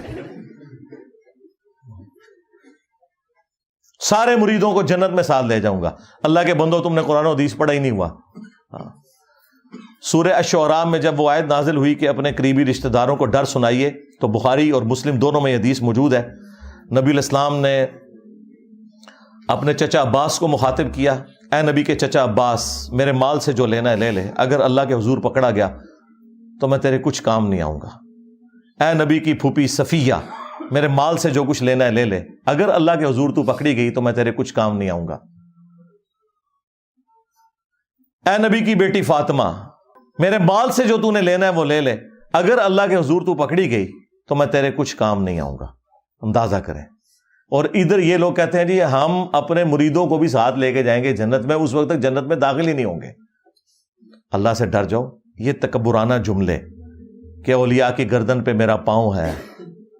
اچھا پھر یہ بھی یہ پورا قصیدہ ان کی طرف قصیدہ غوثیہ منسوب کیا ہوا ہے, اور وہ پیر میر علی شاہ صاحب کے دربار کے اوپر نا جمعے کے دن مصطفیٰ جان رحمت پہ لاکھوں سلام تو کبھی کبھار ہی پڑھا جاتا ہے, قصیدہ غوثیہ برل وہاں پہ پڑھا جاتا ہے. یہ قیامت تک سورج جو طلوع ہوگا وہ مجھے میری اجازت سے طلوع ہوگا, مجھے بتائے گا کہ کیا کچھ ہونا ہے. پتہ نہیں کیا کچھ کہانیاں لکھی ہیں نے, مطلب وہ جو کوئی صحابی بھی نہیں سوچ سکتا اپنے بارے میں. تو یہ ساری کی ساری باتیں کرنے کے بعد پھر میں بولوں کہ نہ بولوں کہ میرے نبی سا ہے ہی کوئی نہیں, بابے تھے شے ہی کوئی نہیں. کیونکہ یہ جتنے میں نے 7-8 واقعات آپ کو بابوں کے بتائے ہیں نا, اس کے مقابلے میں قرآن و سنت کی تعلیمات بتائی ہیں. تو اب میں حق بجانے میں ہوں یہ کہنے میں کہ نبی کے جیسا ہے ہی کوئی نہیں, بابے تھے شے ہی کوئی نہیں. جو چیزیں نبی علیہ السلام ان کے صحابہ کے لیے نہیں ہیں, تم نے بابوں کے لیے کلیم کی ہیں, تو ہم کہہ رہے ہیں نا یہ ہم بابوں کو توہین کے طور پہ نہیں کہہ رہے. اور ویسے بھی تم نے ہمیں خود یہ کہانی پڑھائی ہوئی تھی کہ جی کوئی بڑے سے بڑا غوث کتب ابدال ہو، وہ کسی صحابی کے گھوڑے کے قدموں کی خاک جو گھوڑے کے نتنوں میں بیٹھے، یہ جو ایک کہانی پوری انہوں نے بنائی ہوئی ہے، کولوئی بنائی ہوئی ہے، چلیں یہ تو مانتے ہیں اس کہانی کو، اس کے برابر نہیں ہو سکتا۔ تم تو کہتے ہو کہ غوث کتب ابدال یعنی تمہارے بابے صحابہ کرام کے گھوڑے کے قدموں کی خاک کے برابر بھی نہیں ہے، جانوروں سے بدتر سمجھتے ہو غوث کتب ابدال کو، تم ظاہر ہے جانوروں سے بدتر سمجھ رہے ہیں، ہم تو اس بات کو نہیں مانتے، کوئی بھی جانور کسی مسلمان سے افضل نہیں ہو سکتا۔ بہرحال تم کہتے ہو کہ وہ ان گھوڑوں کے قدموں کی خاک جو ہے نا وہ افضل ہے تمہارے غوث کتب ابدال سے، تو میں تو چھوٹی بات کر رہا ہوں، بابے تشیعی کوئی نہیں، مجھے تو کہنا چاہیے کہ ابو بکر عمر عثمان و علی جیسا ہے ہی کوئی نہیں، تیرے بابے تشیعی کوئی نہیں، تیرے بابے تھے ابو بکر عمر عثمان و علی کے گھوڑے کی خاک کے مقابلے میں بھی شیعی کوئی نہیں، مجھے تو یہ بولنا چاہیے، تو بڑا ہلکا جملہ بول رہا ہوں، رجوع کرا پھر میں دیتے بھی جی بابے تشیعی کوئی نہیں، بابے تشیعی کوئی نہیں، جی آئے دن انجینئر صاحب نعرہ لگاتے ہیں، تم نے یہ نعرہ لگایا ہوا ہے نا کہ کوئی غوث کتب ابدال جو ہے وہ کسی صحابی کے گھوڑے کے قدموں کی خاک کو نہیں پہنچ سکتا، خود سے ایک جعلی کہانی۔ ہاں یہ ضرور ہے حدیث ابو داؤد کے اندر، جب مولا علی علیہ السلام کے اوپر سب و شتم کروا رہے تھے بنو امیہ کے لوگ کر رہے تھے، حضرت مغیرہ ابن شعبہ کی موجودگی میں، وہ گورنر کوفہ تھے، وہ اپنے سامنے کروا رہے تھے، مسند احمد میں بھی موجود ہے، جدھر پھر ان کو بڑا غصہ آیا حضرت سعید ابن زید کو جو عشرہ مبشرہ میں سے تھے، اور حضرت عمر کے وہ بہنوئی تھے، انہوں نے کہا اوے مغیرہ، اوے مغیرہ، اور ایک روایت میں آتا ہے اس ظالم کو دیکھو اپنے سامنے ایک جنتی کے اوپر لعنت کروا رہا ہے۔ تو انہوں نے کہا کہ نبی کے صحابی کے سامنے یہ ہو رہا ہے کہ ایک جنتی شخص کے اوپر لعنت کروائی جا رہی ہے، میں نے خود رسول اللہ سے سنا تھا ابو بکر جنت میں، عمر جنت میں، عثمان جنت میں، علی جنت میں، طلحہ جنت میں، عشرہ مبشرہ والی انہوں نے حدیث سنائی، اور انہوں نے کہا کہ یاد رکھنا تم بعد کے لوگ جتنے ہو نا، تمہیں عمر نو بھی مل جائے نا، تو جو نبی کا صحابی نبی صلی اللہ علیہ وآلہ وسلم کے ساتھ جہاد میں شریک رہا اور اس کے چہرے کے اوپر گرد آ گئی، مٹی، اس جہاد کی وجہ سے، تو کوئی شخص جو ہے عمر نو بھی اسے مل جائے نا، وہ پوری زندگی نیک اعمال کرتا رہے نا، وہ صحابی کے برابر نہیں ہو سکتا۔ حدیث میں یہ تھا کہ جس صحابی کے جسم پہ گرد آ جائے جہاد کرنے کی وجہ سے، اس صحابی کے برابر، عمر نوح کے برابر بھی کسی کو عمر مل جائے، وہ نیک اعمال کرتا رہے، نہیں پہنچ سکتا۔ انہوں نے کہانی بنا دی کہ جی گھوڑے کے قدموں کی خاک کے برابر بھی نہیں، جو صحیح بات ہے وہ میں نے آپ کو بتائی کیا موجود ہے۔ تو جب تم کہو کہ کوئی بڑے سے بڑا غوث کتب ابدال کسی صحابی کے گھوڑے کے قدموں کی خاک کے برابر نہیں، تو تم خود ہی کہہ رہے ہو نا بابے تشیعی کوئی نہیں۔ ہم تو پھر بھی بہت بڑی بات کر رہے ہیں کہ نبی کے جیسا ہے ہی کوئی نہیں، بابے تھے شیعی کوئی نہیں۔ تم نے تو یہ پڑھایا ہوا ہے کہ صحابی کے گھوڑے کی خاک جیسا ہے ہی کوئی نہیں، بابے تشیعی کوئی نہیں، تو میرا نعرہ تم سے بہتر ہے اللہ کے فضل سے، لیکن توجہ نہیں تھی۔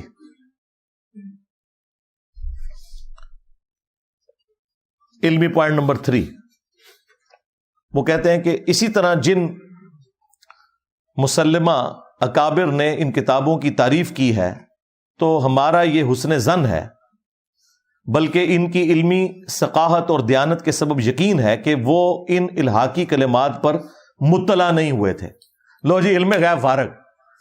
وہ کہتے ہیں ہمارے بزرگوں نے اگر کسی گستاخانہ کتاب کی تعریف کر دی ہے تو اس کا یہ مطلب تو نہیں ہے کہ وہ انہیں مکمل طور پہ پتا تھا کہ اس میں کیا لکھا ہوا ہے۔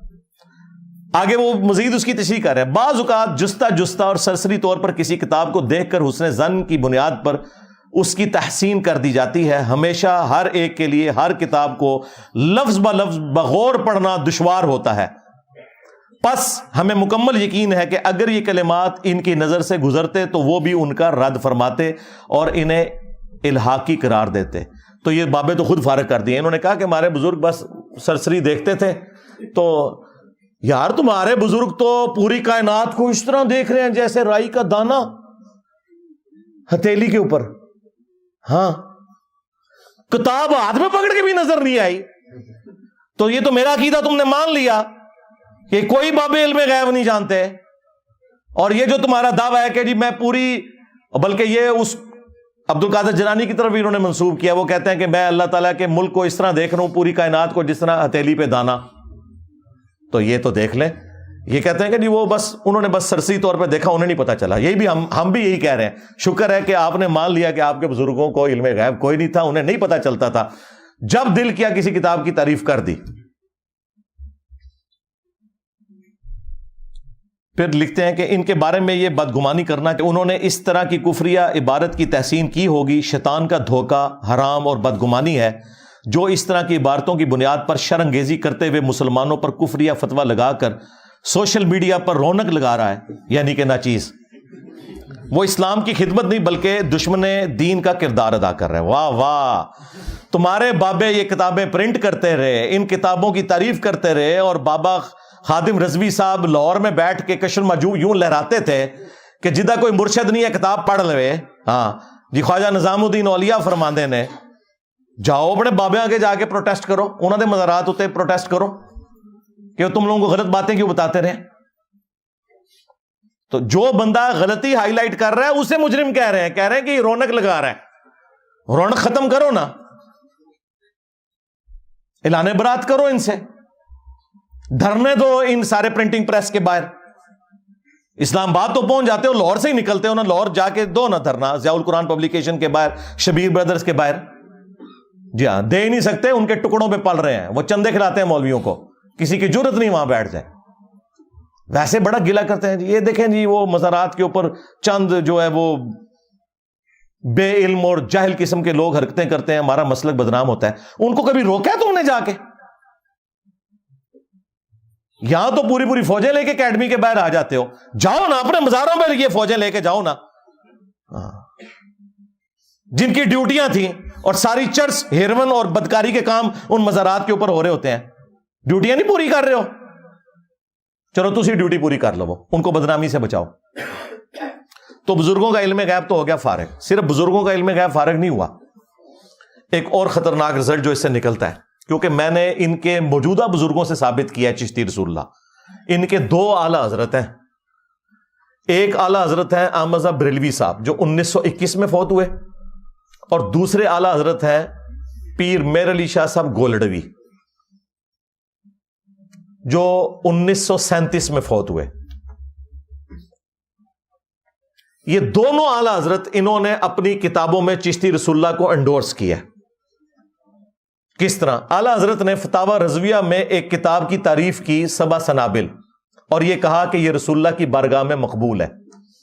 اس میں چشتی رسول اللہ نکل آیا. اگر اعلیٰ حضرت کو پتا تھا کہ اس میں چشتی رسول اللہ ہے تو تعریف کیوں کی؟ اور دوسری بات, وہ تو کہہ رہے ہیں رسول اللہ صلی اللہ علیہ وآلہ وسلم نے خواب میں آ کے بتایا کہ میری بارگاہ میں یہ مقبول ہے کتاب. تو کیا نعوذ باللہ نبی الاسلام کا علم غیب بھی جو تم نے عقیدہ کلیم کیا ہوا تھا وہ تو تم نے خود ہی ختم کر دیا؟ پھر چلیں بزرگوں کو نہیں پتا چلا, نبی الاسلام کو بھی نہیں پتا چلا کہ میں اس کتاب کی تعریف کر رہا ہوں جس کے اندر چشتی رسول اللہ لکھا ہوا ہے. اور پھر پیر میر علی شاہ صاحب نے تحقیق الحق فی کلمت الحق کتاب کے اندر انہوں نے چشتی رسول اللہ کو انڈورس کیا ہے, اور غلام احمد قادیانی دجال کو کہا کہ تو نہیں یہ دلیل پیش کر سکتا. یہ بزرگوں کی خاص حالت ہوتی ہے, ان کے لیے یہ بات ہے, تمہارے لیے یہ دلیل نہیں بن سکتی. مان کے گئے ہیں. ان لوگوں کے قلم کی سیاہی تو ابھی خشک نہیں ہوئی. گولڈا شریف میں قلمی نسخے پڑے ہوئے ہیں پیر میر علی شاہ صاحب کے, جی ہاں, بریلی شریف میں اعلیٰ حضرت کے قلمی نسخے پڑے ہوئے ہیں. تو یہ کیسے جان چھڑاؤ گے؟ اور سب سے بڑھ کر رسول اللہ پہ جھوٹ باندھا ہے تم نے کہا نبی الاسلام کی بارگاہ میں یہ کتاب مقبول ہے. اور بخاری مسلم دونوں میں حدیث ہے, مولا علی علیہ السلام کہتے ہیں کہ نبی الاسلام نے فرمایا تھا, دیکھنا میری طرف کوئی ایسی بات منسوب نہ کرنا جو میں نے نہیں فرمائی, ورنہ ایسا شخص اپنا مقام جہنم میں دیکھ لے. آپ اس کو معمولی سمجھ رہے ہیں؟ رسول اللہ کے اوپر جھوٹ باندھنا صلی اللہ علیہ وآلہ وسلم. بخاری مسلم میں حدیث ہے, مولا علی علیہ السلام جنگ صفین سے جب واپس آ رہے تھے تو خوارج کے خلاف قتال کرنے کے لیے نہروان کی جانب جا رہے تھے.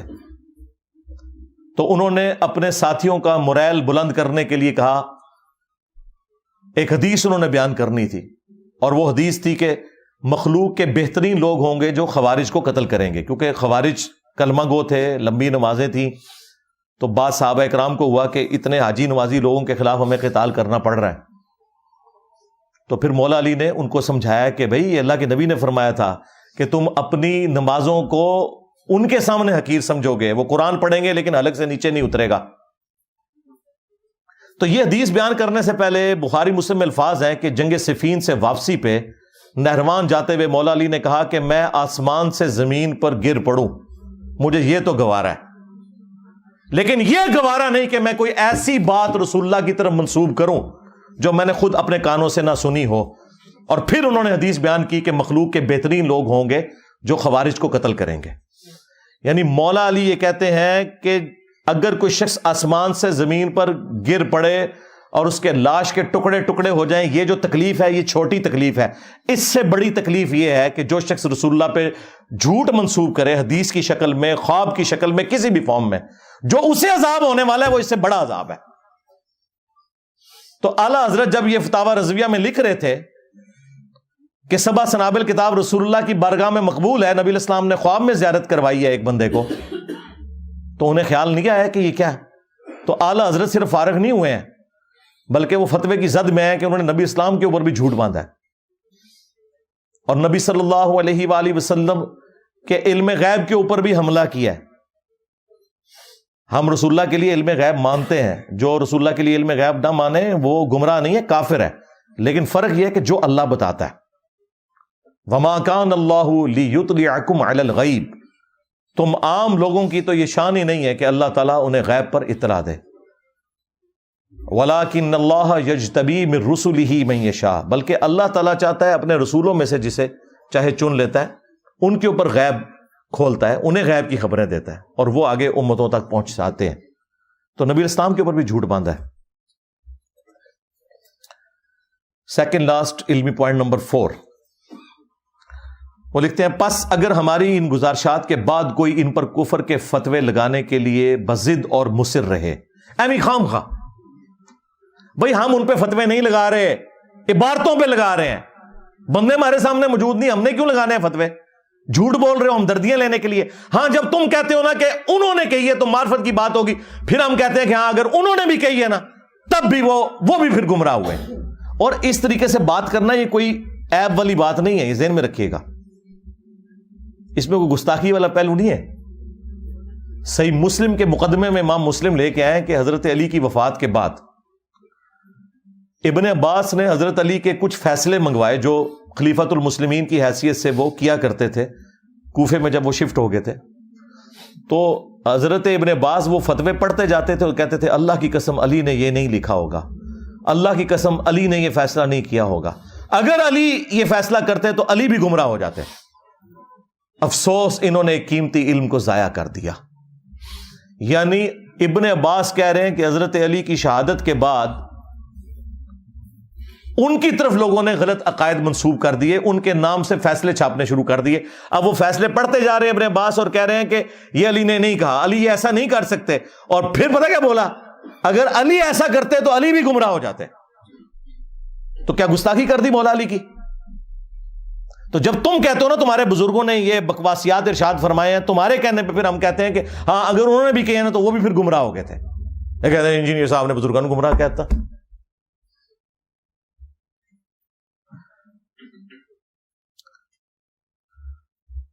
اس پر لازم ہے کہ پہلے کوئی قطعی دلیل پیش کرے کہ یہ عبارت خود ان مصنفین کی تحریر کردہ ہے اور ان کتابوں کی تحسین کرنے والے اس الحاقی عبارت پر مطلع تھے. اگر ایسا نہ کرے تو اس پر لازم ہے کہ شر انگیزی بند کرے. ان کتابوں کے ناشرین پر بھی لازم ہے کہ اس طرح کی تحریف شدہ عبارتوں کو ان کتابوں سے نکال دیں. دیکھیں پورے فتوے 4 صفحوں کے فتوے میں صرف ایک لائن آئی ہے پرنٹ کرنے والوں کے بارے میں, باقی سارا غصہ میرے پہ نکال رہے ہیں کہ تو کیوں دسیا کہ گند لکھے ہے. اونٹ صفائی کراؤ نا, صفائی والوں کو کچھ نہیں کہہ رہے. یہ فتویٰ ان پہ بھی آنا چاہیے تھا, چلو آپ دے دو.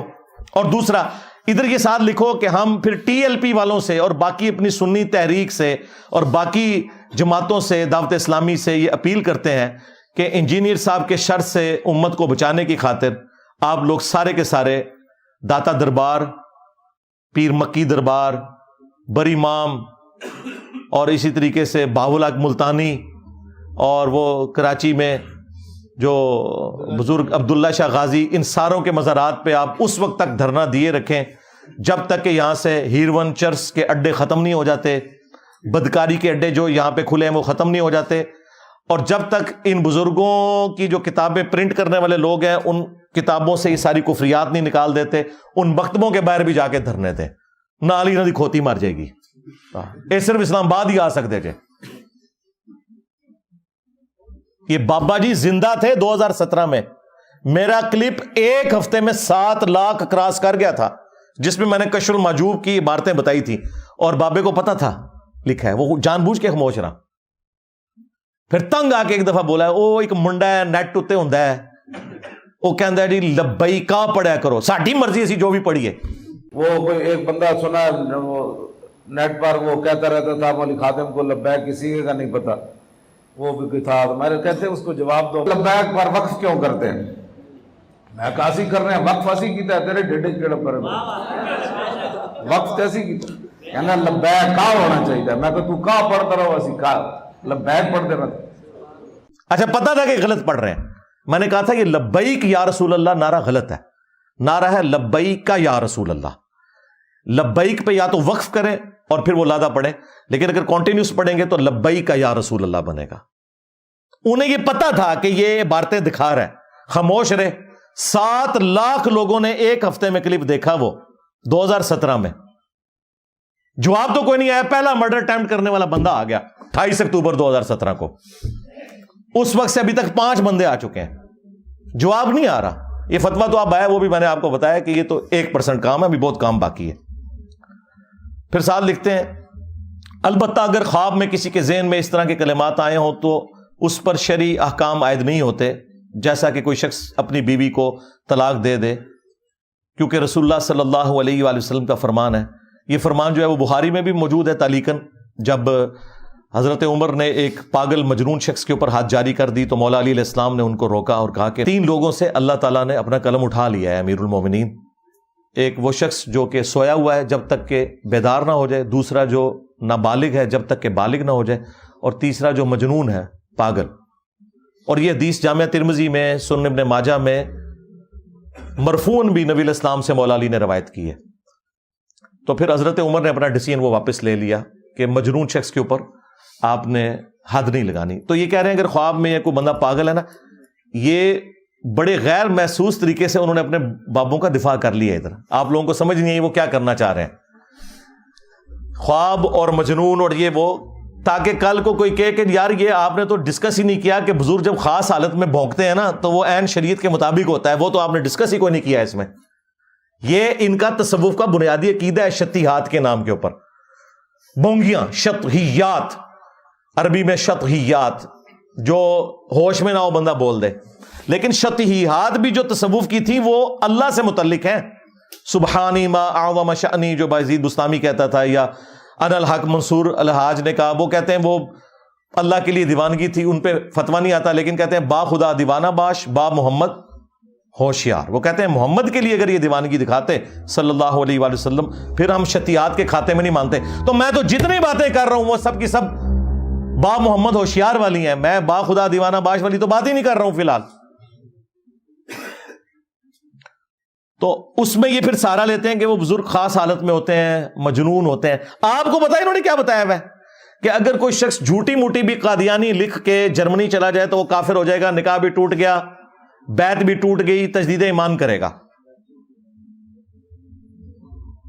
اور اپنے بزرگوں کے بارے میں یہ لوگ کہتے ہیں کہ جی وہ خاص حالت میں اس طرح کی چیزیں بول دیتے تھے, ان کے اوپر شرعی گرفت نہیں ہوگی. کلمات تو کفر ہے لیکن ان کے اوپر گرفت نہیں ہوگی. اچھا ایک طرف یہ کہتے ہیں گرفت نہیں ہوگی, دوسری طرف کہتے ہیں کتابوں میں کسی نے داخل کر دی ہیں. ایک جگہ کھڑے نہیں ہوتے. اصل میں ان کا دل نہیں مان رہا, ان کا دل نہیں مان رہا کہ ہم اپنے بزرگوں کی غلطی کو اس اعتبار سے ایکسیپٹ کر لیں کہ ان سے یہ مس ہینڈلنگ ہوئی ہے. اس لیے مناظروں میں جا کے دفاع کرتے ہیں. خواجہ نے کیا فرمایا, سنو کہ میں کون ہوں اور کیا ہوں. محمد الرسول اللہ صلی اللہ علیہ وسلم کے دربار کے کمینے غلاموں میں سے ایک ہوں, کمینے غلاموں میں سے ایک ہوں, کمینے غلاموں میں سے ایک ہوں. اور جب اب یہ برا وقت آیا میری وجہ سے, تو اب آپ دیکھیں ان لوگوں نے یہ کہنا شروع کر دیے, بعد میں کسی نے داخل کر لیا. اور ساتھ پھر یہ بھی لکھ رہے ہیں کہ وہ اگر خواب میں ہو جائے یا کوئی مجنون شخص ہے اس سے تو یہ قلم اٹھا ہوا ہے. ساتھ وہ تھوڑا سا وہ راستہ بھی چھوڑ دیا کہ تاکہ بزرگوں کے حوالے سے کوئی عبارت آئے تو پھر ہم یہ حدیث بھی کوٹ کر سکتے ہیں. ان کے پاس جو اپنے بزرگوں کی شتیہات کو بچانے کے لیے جو جھوٹے دلائل انہوں نے گھڑے ہوئے ہیں نا، حدیثیں تو درست ہیں، اس سے جو رزلٹ انہوں نے اپنے بزرگوں کے حق میں نکالے ہیں وہ بالکل فراڈ ہے. ان میں سے ایک حدیث یہی تھی جو بخاری میں ہے اور جامعہ ترمذی میں کہ 3 لوگوں سے قلم اٹھ گیا. تو پھر میں اس پہ کہتا ہوں کہ ٹھیک ہے، اگر تم مجنون سمجھتے ہو تو اپنے بزرگوں کو پاگل ڈکلیئر کرو، پاگل ڈکلیئر کرو، ہم فتویٰ اٹھا لیں گے. ظاہر ہے پاگل پھر پاگل ہوں گے، بزرگ نہیں ہوں گے، یہ ذہن میں رکھیے گا. کیونکہ حضرت ابوبکر، عمر، عثمان و علی تو مجذوب نہیں ہوئے، وہ تو مجنون نہیں ہوئے. ان سے زیادہ کسی کو عشق رسول نہیں تھا، ان سے زیادہ کسی کو اللہ تعالیٰ سے محبت نہیں تھی صلی اللہ علیہ وآلہ وسلم ورضی اللہ عنہم اجمعین وعلیہم السلام اجمعین. ایک یہ سب سے بڑی دلیل یہ پیش کرتے تھے، بالکل فراڈ کرتے ہیں. دوسری دلیل ان کے پاس وہ مسلم شریف کی حدیث ہے جو ایک توبہ کرنے والے شخص کی مثال نبی اسلام نے بیان کی کہ اس کی سواری پہ اس کا سامان لدا ہوا تھا، اچانک سواری غائب ہو گئی، وہ اپنی موت کا انتظار کرنا شروع ہو گیا.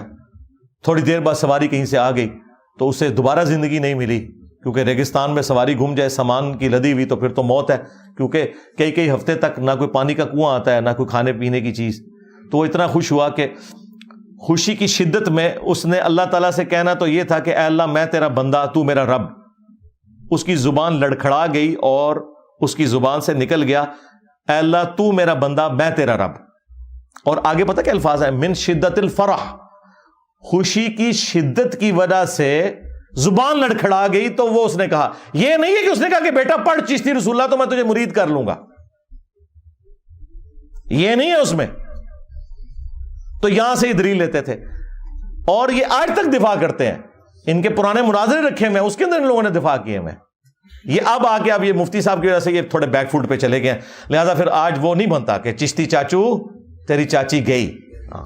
وہ میں اس لیے نہیں کہہ رہا کہ وہ کہیں گے جی اب دیکھیں چشتی چاچو سے تو چشتی ہم نے نکال دیا، تو پھر انجینئر صاحب مذاق اڑا رہے ہیں. نہیں، آج ہم اس کو نہیں کریں گے. لیکن اگر آپ لوگوں نے یہ باقی ساری عبارتوں کو بھی تختہ مشق نہ بنایا تو ظاہر ہے پھر چشتی چاچو تیری چاچی گئی یہ بار بار ریپیٹ ہوگا، یہ میں بتا دوں، یہ ذہن میں رکھیے گا. بہرحال وہ پرانی ویڈیوز میں جس کو شوق ہے وہ دیکھ لے ادھر. اچھا، تیسری دلیل ان کے پاس ہوتی تھی کتابیں بدل گئی. وہ میں نے آپ کو پہلے ہی بتا دیا، کتابیں انجینئر صاحب کے آنے کے بعد بدلی ہیں. پہلے نہیں سی انہوں پتا، نہ ان کے بزرگوں کو پتا تھا کتابیں بدل گئی. اور یہ دھرنے جا کے ان کتابیں پرنٹ کرنے والوں کے خلاف نہیں دیتے، ادھر جا کے احتجاج نہیں کرتے ہیں اپنے بزرگوں کے مزارات پہ اور پرنٹنگ پریس کے اوپر، ہمارے اوپر چڑھنے کے لیے آ جاتے ہیں. یہ 3 ہی ان کے دلائل ہیں. مجنون والی حدیث بخاری کی، مسلم کی من شدت الفرح والی، اور تیسری جی یہ کتابیں بدل گئی ہیں. علمی پوائنٹ نمبر 5 آخری پوائنٹ ہے، بالکل فتوے کے اینڈ کے اوپر جا کے وہ لکھتے ہیں کنکلوڈ کرتے ہوئے، جس کے اینڈ پہ انہوں نے سگنیچر بھی کیے ہیں مفتی صاحب نے، اور 14 مزید علماء ہیں ان کے سگنیچرز موجود ہیں. اہل سنت والجماعت کے ایک سکہ عالم دین مفتی شریف الحق امجدی المتوفا 1421 ہجری نے 1415 ہجری کو، یعنی آج سے 30 سال قبل، اس عبارت کے بارے میں تفصیلی رد کر کے اس کو الحاقی قرار دے چکے ہیں. اور اس طریقے سے انہوں نے لکھا ہے کہ فتاوی جو شارح بخاری ہیں اس پر بھی تفصیلی نوٹ موجود ہے. لیکن اس دور میں چند جو جدید قسم کے لوگ ہیں کمال بے حیائی سے اہل سنت و جماعت پر الزام لگا رہے ہیں کہ کسی سنی عالم نے اس عبارت کا رد نہیں کیا. تو ایسے لوگوں پہ یہ حدیث صادق آتی ہے کہ اگر تجھ میں حیا نہیں تو جو مرضی کر. یہ بخاری کی حدیث انہوں نے میرے اوپر لگائی ہے کہ یہ خام خواہ ہمارے بزرگوں نے تو 30 سال پہلے چشتی رسول اللہ کے اوپر فتویٰ دیا تھا، تو سرکار یہ نیا فتویٰ لکھنے کی کیا ضرورت ہے؟ وہ پرانا ہی چھاپ دینا تھا. ہاں کتنے آؤ فتویٰ، ہاں کہانیاں کران دے لوگوں. اور سب سے بڑھ کر 30 سال پہلے فتویٰ تھا، 12 سال پہلے بیٹھ کے تمہارا ایک مفتی وہابیوں کے ساتھ چشتی رسول اللہ کے اوپر دفاع کر رہا ہے. اور آج ایک جو چھوٹو ہے جو کہتا ہے کہ جی یہ کتابیں بدل گئی ہیں، وہ چھوٹو تو پیچھے بیٹھ کے سبحان اللہ پڑھ رہا تھا، بار بار سبحان اللہ. خواجہ نے کیا فرمایا؟ سنو کہ میں کون ہوں اور کیا ہوں محمد الرسول اللہ صلی اللہ علیہ وسلم کے دربار کے کمینے غلاموں میں سے ایک ہوں، کمینے غلاموں میں سے ایک ہوں، کمینے غلاموں میں سے ایک ہوں۔ اور پھر وہ دفاع کر رہے ہیں جی، وہ خواجہ نے اینڈ پہ کہا کہ میں کیا ہوں، رسول اللہ کے کمینے غلاموں میں سے ایک ہوں۔ وہ پیچھے سے کہتے ہیں سبحان اللہ۔ تو اس کے اوپر ہمارے ایک اسٹوڈنٹ نے نیچے لکھا تھا واقعی تو کمینہ ہی نکلے آئے۔ وہ کہتا ہے نا میں رسول اللہ کے کمینے غلاموں میں سے ایک ہوں، تو کمینہ نکلا ہے۔ کمینہ شخص یہ حرکت کر سکتا ہے کہ اپنے نام کا کلمہ پڑھوائے۔ تو دیکھیں کہتے ہیں جی 30 سال پہلے کا فتویٰ تو یہ ابھی لکھنے کی کیا ضرورت تھی، اسی کو رینیو کر کے چھاپ دینا تھا۔ کہانیاں کرواتے ہو، چلیں وہ 30 سال پہلے تھا تو 15 سال پہلے تو تم لوگ مناظرے کر رہے ہو اور ان کے اندر دفاع کر رہے ہو ان عبارتوں کا کہ وہ خاص حالت تھی، شتیہات، جو میں نے پہلے ہی بھی بتا دیا۔ اب آخر میں جو میں نے گزارش کرنی تھی کہ ہمیں اب تھانوی رسول اللہ کے اوپر بھی فتویٰ چاہیے، کیونکہ ہمیں بقول آپ کے شیطان وسوسے دلاتا ہے کہ تھانوی رسول اللہ کے بارے میں آپ لوگ خاموش ہو چکے ہیں۔ اس کی وجہ یہ ہے کہ یہ چاہتے ہیں کہ ہم دیوبندیوں کو اپنے ساتھ ملا کے نا انجینئر صاحب کے خلاف، ظاہر ہے وہ کہتے ہیں جی اس وقت تو غم ہمارا اکٹھا ہے تو ہم انجینئر کے خلاف چونکہ ہم نے ایک محاذ کھڑا کرنا ہے تو اہل حدیثوں کو بھی ساتھ ملانا۔ میں اگلے دن ایک بریلوی عالم کو سن رہا، وہ کہتا ہے کہ جی میں سلام پیش کرتا ہوں ان 2 اہل حدیث علماء کو۔ واہ واہ! اعلیٰ حضرت نے تو فتاویٰ رضویہ میں لکھا ہوا ہے کہ جو کسی وہابی کے سلام کا جواب دے تو اس کا بھی نکاح ٹوٹ جاتا ہے، تجدید ایمان کرے گا۔ تو سلام پیش کرنا ہے، او مولوی تیری زنانی گئی، جیڑا کہہ رہا ہے میں سلام پیش کرتا ہوں، سلام تو پیش کیتا تیری زنانی گئی بقول اعلیٰ حضرت ہے، جا بھائی تو تے پہلے نکاح جا کے دوبارہ کر، بیعت بھی گئی ایمان بھی گیا۔ ہاں یہ پچھلے دنوں کہیں اویس رضا قادری صاحب نے صرف ہاتھ ملایا ایک ایئرپورٹ کے اوپر ایک دیوبندی عالم سے، ویل چیئر کے اوپر تھا ایک بوڑھے ذوالفقار نقشبندی صاحب، اب وہ انجینئر بھی ہیں عالم بھی ہیں، یہ وہ جو کہتا ہے نا وہ ایک مفتی ان کا دیوبندیوں کا، یہ اس کے پیر صاحب ہیں، الیاس گھمن صاحب کے بھی پیر صاحب ہیں، پیر ذوالفقار نقشبندی صاحب۔ ان سے کہیں سلام لے لیا اور خوشگوار موڈ میں انہوں نے کوئی گفتگو کی ہے، وہ کسی نے تصویر کھینچ کے نیٹ پہ چڑھا دی ہے تو لوگوں نے ہنگامہ کھڑا کر دیا جی کہ یہ بد مذہب سے ملے ہیں، اور اعلیٰ حضرت نے تو کہا ہے کہ وہ اس کا ایمان ہی خراب ہے۔ تو اب وہ چمچے آ کے دفاع کر رہے ہیں کہ وہ آپ کو نہیں پتا، ہو سکتا ہے وہ ان کو سمجھا رہے ہوں، ٹھیک ہے، آپ کو کیا گارنٹی ہے کہ واقعی انہوں نے سلام ہی ان کو کہا ہو؟ وہ کہتے ہیں ہم نہیں مان سکتے، اور پھر وہ ساتھ میں اینڈ پہ یہ بھی کہہ رہے ہیں کہ دیکھیں ہمارے علماء کا کام ہے جب اس قسم کی حرکت کریں تو عوام کو سیٹسفائی کیا کریں، کیونکہ آپ لوگ جب بد مذہبوں سے سلام لیتے ہیں تو وہ لوگ پھر سمجھتے ہیں کہ آپ بھی بد مذہب ہو گئے ہیں، اور یہ لوگ تو سلام کرنے کے قائل نہیں تھے۔ تو تھانوی رسول اللہ پہ بھی مجھے چاہیے، کیونکہ تھانوی رسول اللہ والا جو واقعہ ہے اس کے اندر ایکچولی تھانوی کے اس مرید نے خواب میں بھی پڑھا ہے تھانوی رسول اللہ، پھر بیداری میں بھی پڑھا ہے، اور ساتھ یہ بھی پڑھا ہے اللہم صلی علی نبینا اشرف علی، نعوذ باللہ۔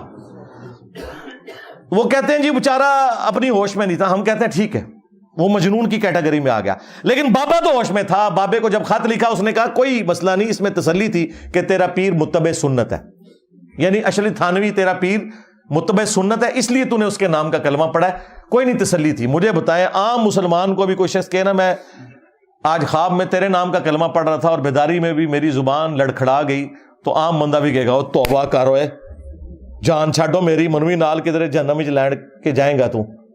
لیکن یہ ان کی دیدہ دلیل، کہتے ہیں نہیں تسلی تھی۔ تھانوی رسول اللہ پہ بھی فتویٰ چاہیے مفتی منیب صاحب، کیونکہ آپ آج کل تقی عثمانی صاحب کے ساتھ ایک سٹیج پہ بیٹھے ہوتے ہیں، پھر میں تکاں گا تو کس طرح اپنے سٹیج پہ بلا دینے ہو، ہاں کدے نہیں بلان لگے۔ تو یہ مجھے یقین ہے کہ اس معاملے میں انہوں نے مجرمانہ خاموشی اختیار کی ہوئی ہے۔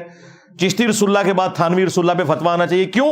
یہ کہتے ہیں جی ہم اہل سنت و جماعت کے کسٹوڈین ہیں، جہاں کہیں گستاخیاں ہوں گی ہمارا کام ہے کہ ہم ان گستاخیوں کے اوپر دھرنے بھی دیں گے، بولیں گے بھی۔ تو تھانوی رسول اللہ تو گستاخی ہوئی بھی ہے نا، اس پہ بھی فتویٰ چاہیے جی۔ وہ پہلے ہمارے بزرگوں نے کہا تھا، پہلے تو آپ کہہ رہے ہیں کہ اس معاملے میں بھی کہا ہوا تھا تو دوبارہ فتوے کی ضرورت پڑی نا، اب ہماری ڈیمانڈ ہے کہ تھانوی رسول اللہ پہ بھی ہمیں فتویٰ چاہیے۔ اس کے بعد جو باقی جو کفریات ہیں آپ کی کتابوں میں، کشف المحجوب کے اندر جو بایزید بستامی کے سکر کو ثابت کرنے کے لیے اور جنید بغدادی کے صحف کو ثابت کرنے کے لیے حضرت داؤد علیہ السلام کے اوپر ایک جھوٹ باندھا کشف المحجوب کے اندر. چلیں بزرگوں نے نہیں باندھا ہوگا, تبدیلی ہو گئی. تبدیلی کو نہیں, انہوں نے یہ تبدیلی مند ہے, ذہن میں رکھیے گا, یہ دفاع کرتے ہیں کہ جی حضرت داؤد علیہ السلام کی بھی ایک دفعہ اپنی ایک صحابی کی بیوی اوریا کے اوپر, جو اوریا نام کا ایک صحابی تھا, اس کی بیوی کے اوپر نگاہ پڑی اور اس کو جنگ میں آگے بھیج کے قتل کروا دیا اور خود اس کی عورت سے شادی کر لی. وہ تورات کے اندر ایک جھوٹا واقعہ جو بعد میں کسی نے داخل کر دیا تھا, اس کو انہوں نے نہ صرف نقل کیا بلکہ اس سے انہوں نے رزلٹ نکالا اور کہا کہ جنید بغدادی کا صحف یہاں سے ثابت ہوتا ہے اور راب بایزید بستامی کا سکر تو وہ اس سے ثابت ہوتا ہے کہ ہمارے نبی کی بھی ایک دفعہ ایک نگاہ پڑ گئی تھی اپنے صحابی زید ابن حارثہ کی بیوی زینب کے اوپر, اور بعد میں وہ نبی علیہ السلام کی بیوی بن گئی, نعوذ باللہ. بازید کو بچانے کی خاطر انہوں نے نبی علیہ السلام کو تختہ مشق بنایا. اس کے اوپر بھی فتویٰ چاہیے, یہ اس سے زیادہ سویر مسئلہ ہے. تم لوگ کیا سمجھتے ہو کہ ایک فتویٰ نکال کے اپنے باقی بزرگوں کی کتابوں کو بچا جاؤ گے؟ نا, بالکل ایسا نہیں ہوئے گا. یہ کشف المحجوب کی ان عبارتوں کے اوپر فتوے چاہیے کفر کے, ان کی پرنٹنگ بھی بند کروائیں. پھر تذکرۃ الاولیاء میں جو بایزید بستامی کا دعویٰ لکھا ہے, لوائی اعظم من لوائی محمد, میرا جھنڈا محمد کے جھنڈے سے بھی بڑا ہوگا اور محمد اور تمام انبیاء قیامت کے دن میرے جھنڈے کے نیچے ہوں گے, نعوذ باللہ من ذالک. جی اللہ بول رہا سی, اللہ تو نبی کے منہ سے نہیں بولتا. ہاں, وما ينطق عن الهوى ان هو الا وحی یوحى. نبی خواہش نفس سے کچھ نہیں کہتے, وہ کہتے ہیں جو اللہ ان کو وحی کرتا ہے. تم لوگوں نے یہ نبی علیہ السلام کے بارے میں جو چیز ثابت نہیں تھی اپنے بابوں کے بارے میں کر دی. خیر ان واقعات کی میں نے انجینئرنگ کئی دفعہ کی ہے. یہ بھی جو مفتی حنیف قریشی صاحب حافظہ اللہ تعالیٰ نے جو ڈرامہ بازی کی تھی اس کے اوپر میری تفصیلی ویڈیو ہے. آج وہ ٹائم نہیں, میں صرف عبارتیں بتا رہا ہوں کہ ان عبارتوں کے اوپر ہمیں فتوے چاہیے. پھر کشف المحجوب اور تذکرۃ الاولیاء دونوں کے اندر لکھا ہے کہ امام ابو حنیفہ رحمۃ اللہ علیہ نے ایک خواب دیکھا کہ نبی علیہ السلام کی قبر میں اتر کے وہ آپ کی ہڈیاں چن رہے ہیں, بعض کو بعض سے الگ کر رہے ہیں, نعوذ باللہ. اگر اس کے بعد لکھا ہوتا ہے یہ شیطانی خواب ہے ہم مان لیتے ہیں. وہ کہتے ہیں فضیلت ہے, اس میں آپ کو بشارت دی گئی تھی کہ نبی علیہ السلام کی سنتوں کو جمع کریں گے. سرکار وہ کتاب کتنے ہے جتنے سنتا جمع ہوئی ہیں نے؟ امام بخاری نے اگر سنتیں جمع کی ہیں, سرکار یہ ہمارے بابا بخاری کی کتاب پڑھی ہوئی ہے. ہم ان بابوں کو مانتے ہیں جو کتابوں کو مانتے ہیں, جو کتابوں کے غدار ہیں ان بابوں کو نہیں مانتے. تو امام ابو حنیفہ رحمۃ اللہ علیہ پہ جو تم نے یہ جھوٹا خواب منسوب کیا کشف المحجوب میں, تذکرۃ الاولیاء میں, دونوں میں, تو یہ تو گستاخانہ خواب ہے. نبی علیہ السلام کی کیا قبر مبارک میں ہڈیاں ہیں؟ نعوذ باللہ. تم نے تو حیات النبی کا جو عقیدہ ہے اس کے اوپر خود قاتلانہ حملہ کر دیا ہے. تم نے لوگوں کو کیا عصمت انبیاء کی تبلیغ کرنی ہے؟ تو یہ شیطانی خواب ڈکلیئر کرو گے, اس سے فضیلت نہیں. نبی علیہ السلام کے بارے میں اگر اس طرح کا خواب اللہ تعالیٰ نے دکھانا ہوتا تو یہ دکھاتا کہ امام ابو حنیفہ نبی علیہ السلام کے برتن جمع کر رہے ہیں, آپ کا کرتا, آپ کا آسا مبارک, ہڈیاں قبر میں اتر کے. توبہ توبہ توبہ. اس کے اوپر بھی ہمیں فتویٰ چاہیے. باقی میں نے 19 گستاخانہ عبارتیں ہائی لائٹ کی ہیں, سب پہ فتویٰ چاہیے, خواہ وہ دیوبندیوں کی ہوں, خواہ بریلویوں کی, خواہ وہابیوں کی, کیونکہ یہ ہمارا مشترکہ مسئلہ ہے. یہ نہ کریں کہ دیوبندیوں کے بارے میں آپ خاموش ہو جاتے ہو تاکہ انجینئر کے خلاف ہم ان کو یوز کر سکیں. یہ بیچ میں ان کی مکاری یہ ہوتی ہے, تب یہ ایک پلیٹ فارم پہ اکٹھے ہوئے ہوتے ہیں. وہ کہتے ہیں کہ ٹھیک ہے تم نے ہمیں کچھ نہیں کہنا, ہم نے تمہیں کچھ نہیں کہنا.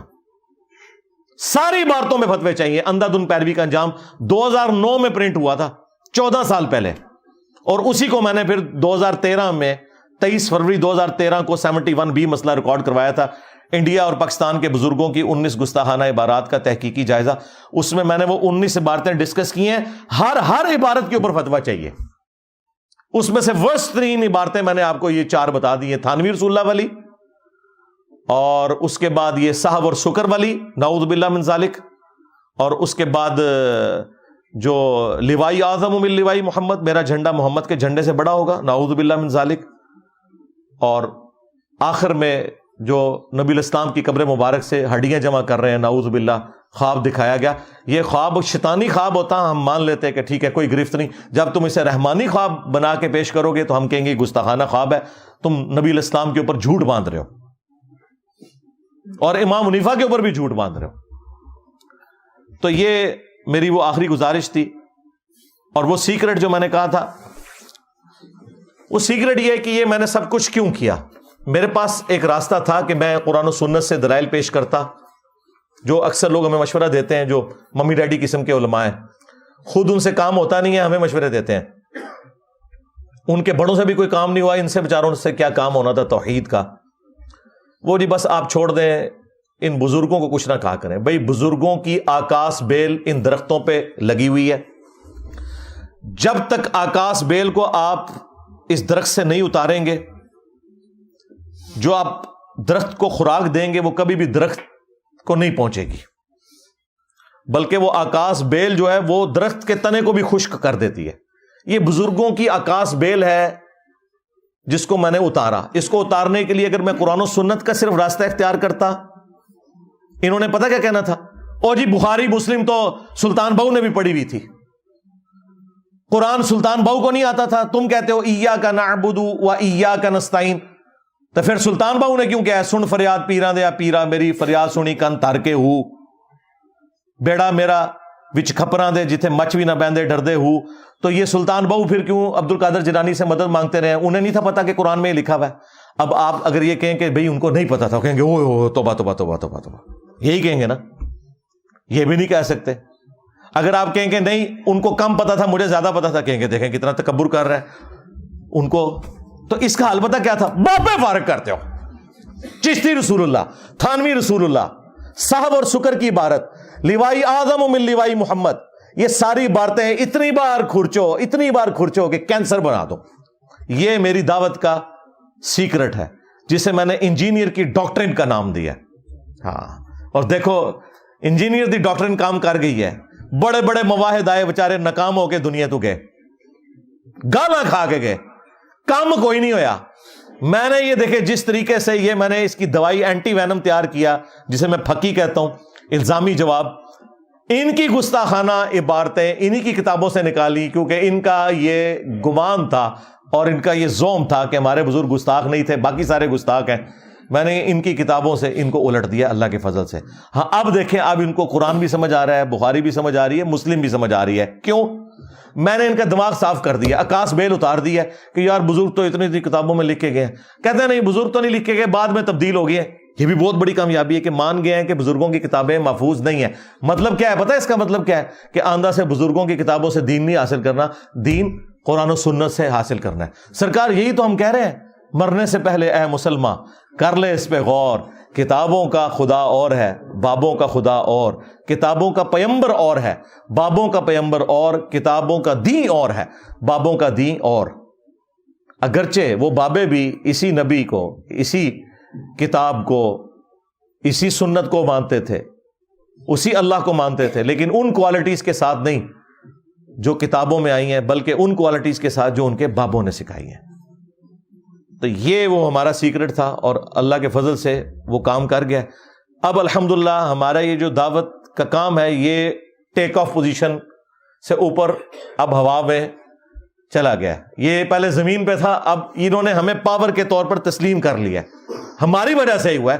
دیوبندی نہیں ان سے چشتی رسول اللہ پہ فتویٰ دلوا سکے، اہل حدیث نہیں دلوا سکے، شیعہ نہیں دلوا سکے. الٹا مناظروں میں یہ لوگ دفاع کرتے رہے اور وہ چھوٹو پیچھے بیٹھ کے سبحان اللہ پڑھتا رہا. خواجہ نے کیا فرمایا، سنو کہ میں کون ہوں اور کیا ہوں. محمد الرسول اللہ صلی اللہ علیہ وسلم کے دربار کے کمینے غلاموں میں سے ایک ہوں، کمینے غلاموں میں سے ایک ہوں، کمینے غلاموں میں سے ایک ہوں. اہل حدیث نہیں کام کروا سکے، انجینئر صاحب نے کروا لیا. تو آپ پھر پتہ چلا کہ باباؤں کے بابا کون ہیں. ہاں، اور یہ تفنن کے طور پہ. ہم یہ بھی نہیں کہتے کہ آپ ہمیں مجدد مانیں کہ جو کام اور نہیں کر سکے، اعلیٰ حضرت کے نامکمل مشن کی تکمیل الیاس قادری صاحب نہیں کر سکے، ٹھیک ہے، انجینئر صاحب نے آ کے حسام الحرمین کا اگلا ورژن نکال دیا، حسام الحرمین پارٹ 2. اعلیٰ حضرت انجینئر محمد علی مرزا، ایک یہ ہمارے اسٹوڈنٹ نے نیچے لکھا تھا، نیو اعلیٰ حضرت انجینئر محمد علی مرزا. اور یہ سب کچھ تفنن کے طور پہ کر رہا ہوں. میرا کیا لینا دینا میرے بھائی اس طرح کی چیزوں سے. ہم تو اپنے نام کے ساتھ بھی حافظہ اللہ بھی نہیں کبھی خود لکھتے. نہ کسی اسٹوڈنٹ کو کہا کہ اس طریقے سے ساتھ دمیں لمبی لمبی کوئی لگانی ہے. حالانکہ یہ دعائیہ کلمات ہیں, کہہ سکتے ہیں, کسی کو بھی کہہ سکتے ہیں. لیکن یہ الحمدللہ یہ فتوے کے اوپر میرا ریبٹل آنا ضروری تھا, کیونکہ جب ہم ان کو گستاخانہ عبارتوں کے اوپر کرٹیسائز کرتے تھے, اب ان کی طرف سے فتویٰ آیا, تو یہ میری اخلاقی دینی ذمہ داری تھی کہ میں اس فتوے کو اپریشیٹ کرتا, اور نہ صرف اپریشیٹ کرتا, جو اس کے اندر لوپ ہولز ہیں ان کو بھی ہائی لائٹ کرتا, اور مستقبل کے لیے ان کو میں چھوڑوں گا نہیں, اس لیے کہ یہ صرف ایک عبارت کے اوپر فتویٰ ہے, ابھی کام بہت باقی ہے. ہاں اعلیٰ حضرت نے بھی 5 عبارتیں نکالی تھی نا اسام الارمین میں, ایک پہ تو فتویٰ نہیں نہ دیا, 5 تھیں. ویسے تو ابھی اعلیٰ حضرت کی اگر میں زبان میں بات کروں تو مجھے ان سے پتہ کیا کہلوانا چاہیے اینڈ پہ, کہ تم کہو کہ آج تک جتنے لوگوں نے اسے پرنٹ کیا, ہاں جتنے لوگوں نے ان کتابوں کی تعریف کی, جتنے لوگوں نے اس کے اوپر مناظرے لڑے, وہ سب کے سب کافر, ان کے کفر میں شک کرنے والا بھی کافر, سارا فرقہ ہی فارغ ہو جائے گا. کسی نہ کسی درجے میں کوئی نہ کوئی چین جڑ جائے گی پیچھے جا کے, کیونکہ اعلیٰ حضرت نے اسام الارمین میں اسی طریقے سے لکھا ہے. لیکن ہم صرف عبارتوں کے اوپر بات کرتے ہیں. باب اللہ کے پاس جا چکے, وہ اللہ کو خود جواب دے ہوں گے. اگر انہوں نے یہ کہا ہے بھگتیں گے, اگر نہیں کہا اللہ کے حضور بری ہیں بالکل. لیکن ہم نے ان کی وکالت نہیں کرنی, ہمیں کوئی چیز پابند نہیں کرتی کہ ہم رسول اللہ صلی اللہ علیہ وآلہ وسلم اور ان کے اہل البیت اور ان کے صحابہ کرام علیہم رضوان اور جو ثقہ تابعین ہے, یا اس کے بعد جو آنے والے محدثین ہیں جو ایگریڈ اپان صحیح العقیدہ ہیں, ان کو چھوڑ کے باقی لوگوں کا کہیں دفاع کریں. ہمیں کوئی چیز مجبور نہیں کرتی. ان لوگوں کا ہم دفاع اس لیے کرتے ہیں کہ ان کی بزرگی مسلمہ ہے, ان لوگوں کی بزرگی ان کے نزدیک مسلمہ ہے. ہمارے نزدیک اس لیے نہیں ہے کہ ان بزرگوں کا تعارف ہی یہ کتابیں تھیں, یہ کتابی فراڈ نکل آئیں, الحاقی باتیں نکل آئیں, سب کچھ ختم ہو گیا. صلو علی محمد وآل محمد, اللہم صلی علی محمد وعلی آل محمد واصحاب محمد وازواج محمد وامت محمد اجمعین الی یوم الدین, آمین. اللہم انی اسألک بانک انت اللہ لا الہ الا انت الاحد الصمد الذی لم یلد ولم یولد ولم یکن لہ کفوا احد. اللہم صلی علی محمد وعلی آل محمد. ربنا آتنا فی الدنیا حسنہ وفی الآخرۃ حسنۃ وقنا عذاب النار. ربنا آتنا من لدنک رحمہ وہیئ لنا من امرنا رشدا. لا الہ الا انت سبحانک انی کنت من الظالمین. اللہم اغفر لحینا ومیتنا وشاہدنا وغائبنا وصغیرنا وکبیرنا وذکرنا وانثانا. اللہم من احییتہ منا فاحیہ علی الاسلام ومن توفیتہ منا فتوفہ علی الایمان. اے اللہ, جن جن بھلائیوں کا سوال تیرے محبوب صلی اللہ علیہ وآلہ وسلم نے تجھ سے کیا, ہمارے حق میں, ہمارے ماں باپ کے حق میں, ہمارے بیوی بچوں کے حق میں, پوری امت کے حق میں قبول و منظور فرما. جن جن چیزوں کے شر سے تیرے محبوب علیہ السلام نے تیری پناہ طلب کی, تمام مسلمانوں کو ان چیزوں کے شر سے اپنی پناہ عطا فرما. بالخصوص فلسطین کے مسلمان, کشمیر کے, چائنا کے, انڈیا کے, افغانستان کے, یمن, عراق, شام, پاکستان, جہاں کئی مسلمان کس پرسی کی زندگی گزار رہے ہیں, غیب سے ان کی عزت, آبرو, جان و مال کی حفاظت فرما. اے اللہ, ہمیں کتاب و سنت کی تعلیمات پر عمل کر کے دوسرے بھائیوں تک پہنچانے کی توفیق عطا فرما. اے اللہ, جو مسلمان فوت ہو چکے ان کی مغفرت فرما, جو زندہ ہیں قبر و آخرت کی تیاری کرنے کی توفیق عطا فرما, جو بیمار ہیں انہیں شفاء کلی عطا فرما. حاضرین کے دلوں میں جو جو نیک اور جائز دعائیں ہیں قبول فرما. تمام مسلمانوں کی تمام دینی, دنیاوی, جسمانی, روحانی, ظاہری, باطنی پریشانیاں, تکلیف, مصیبتیں, دکھ تر, بیماریاں, دشواریاں دور فرما. اے اللہ, ہمارے ملک پاکستان کی خیر فرما, پورے عالم اسلام کی خیر فرما. عالم اسلام کو اندرونی اور بیرونی خطرات سے محفوظ فرما. سبحان ربک رب العزت عما یصفون وسلام علی المرسلین والحمد للہ رب العالمین. وصلی اللہ علی النبی الکریم وعلی آلہ واصحابہ اجمعین الی یوم الدین, آمین.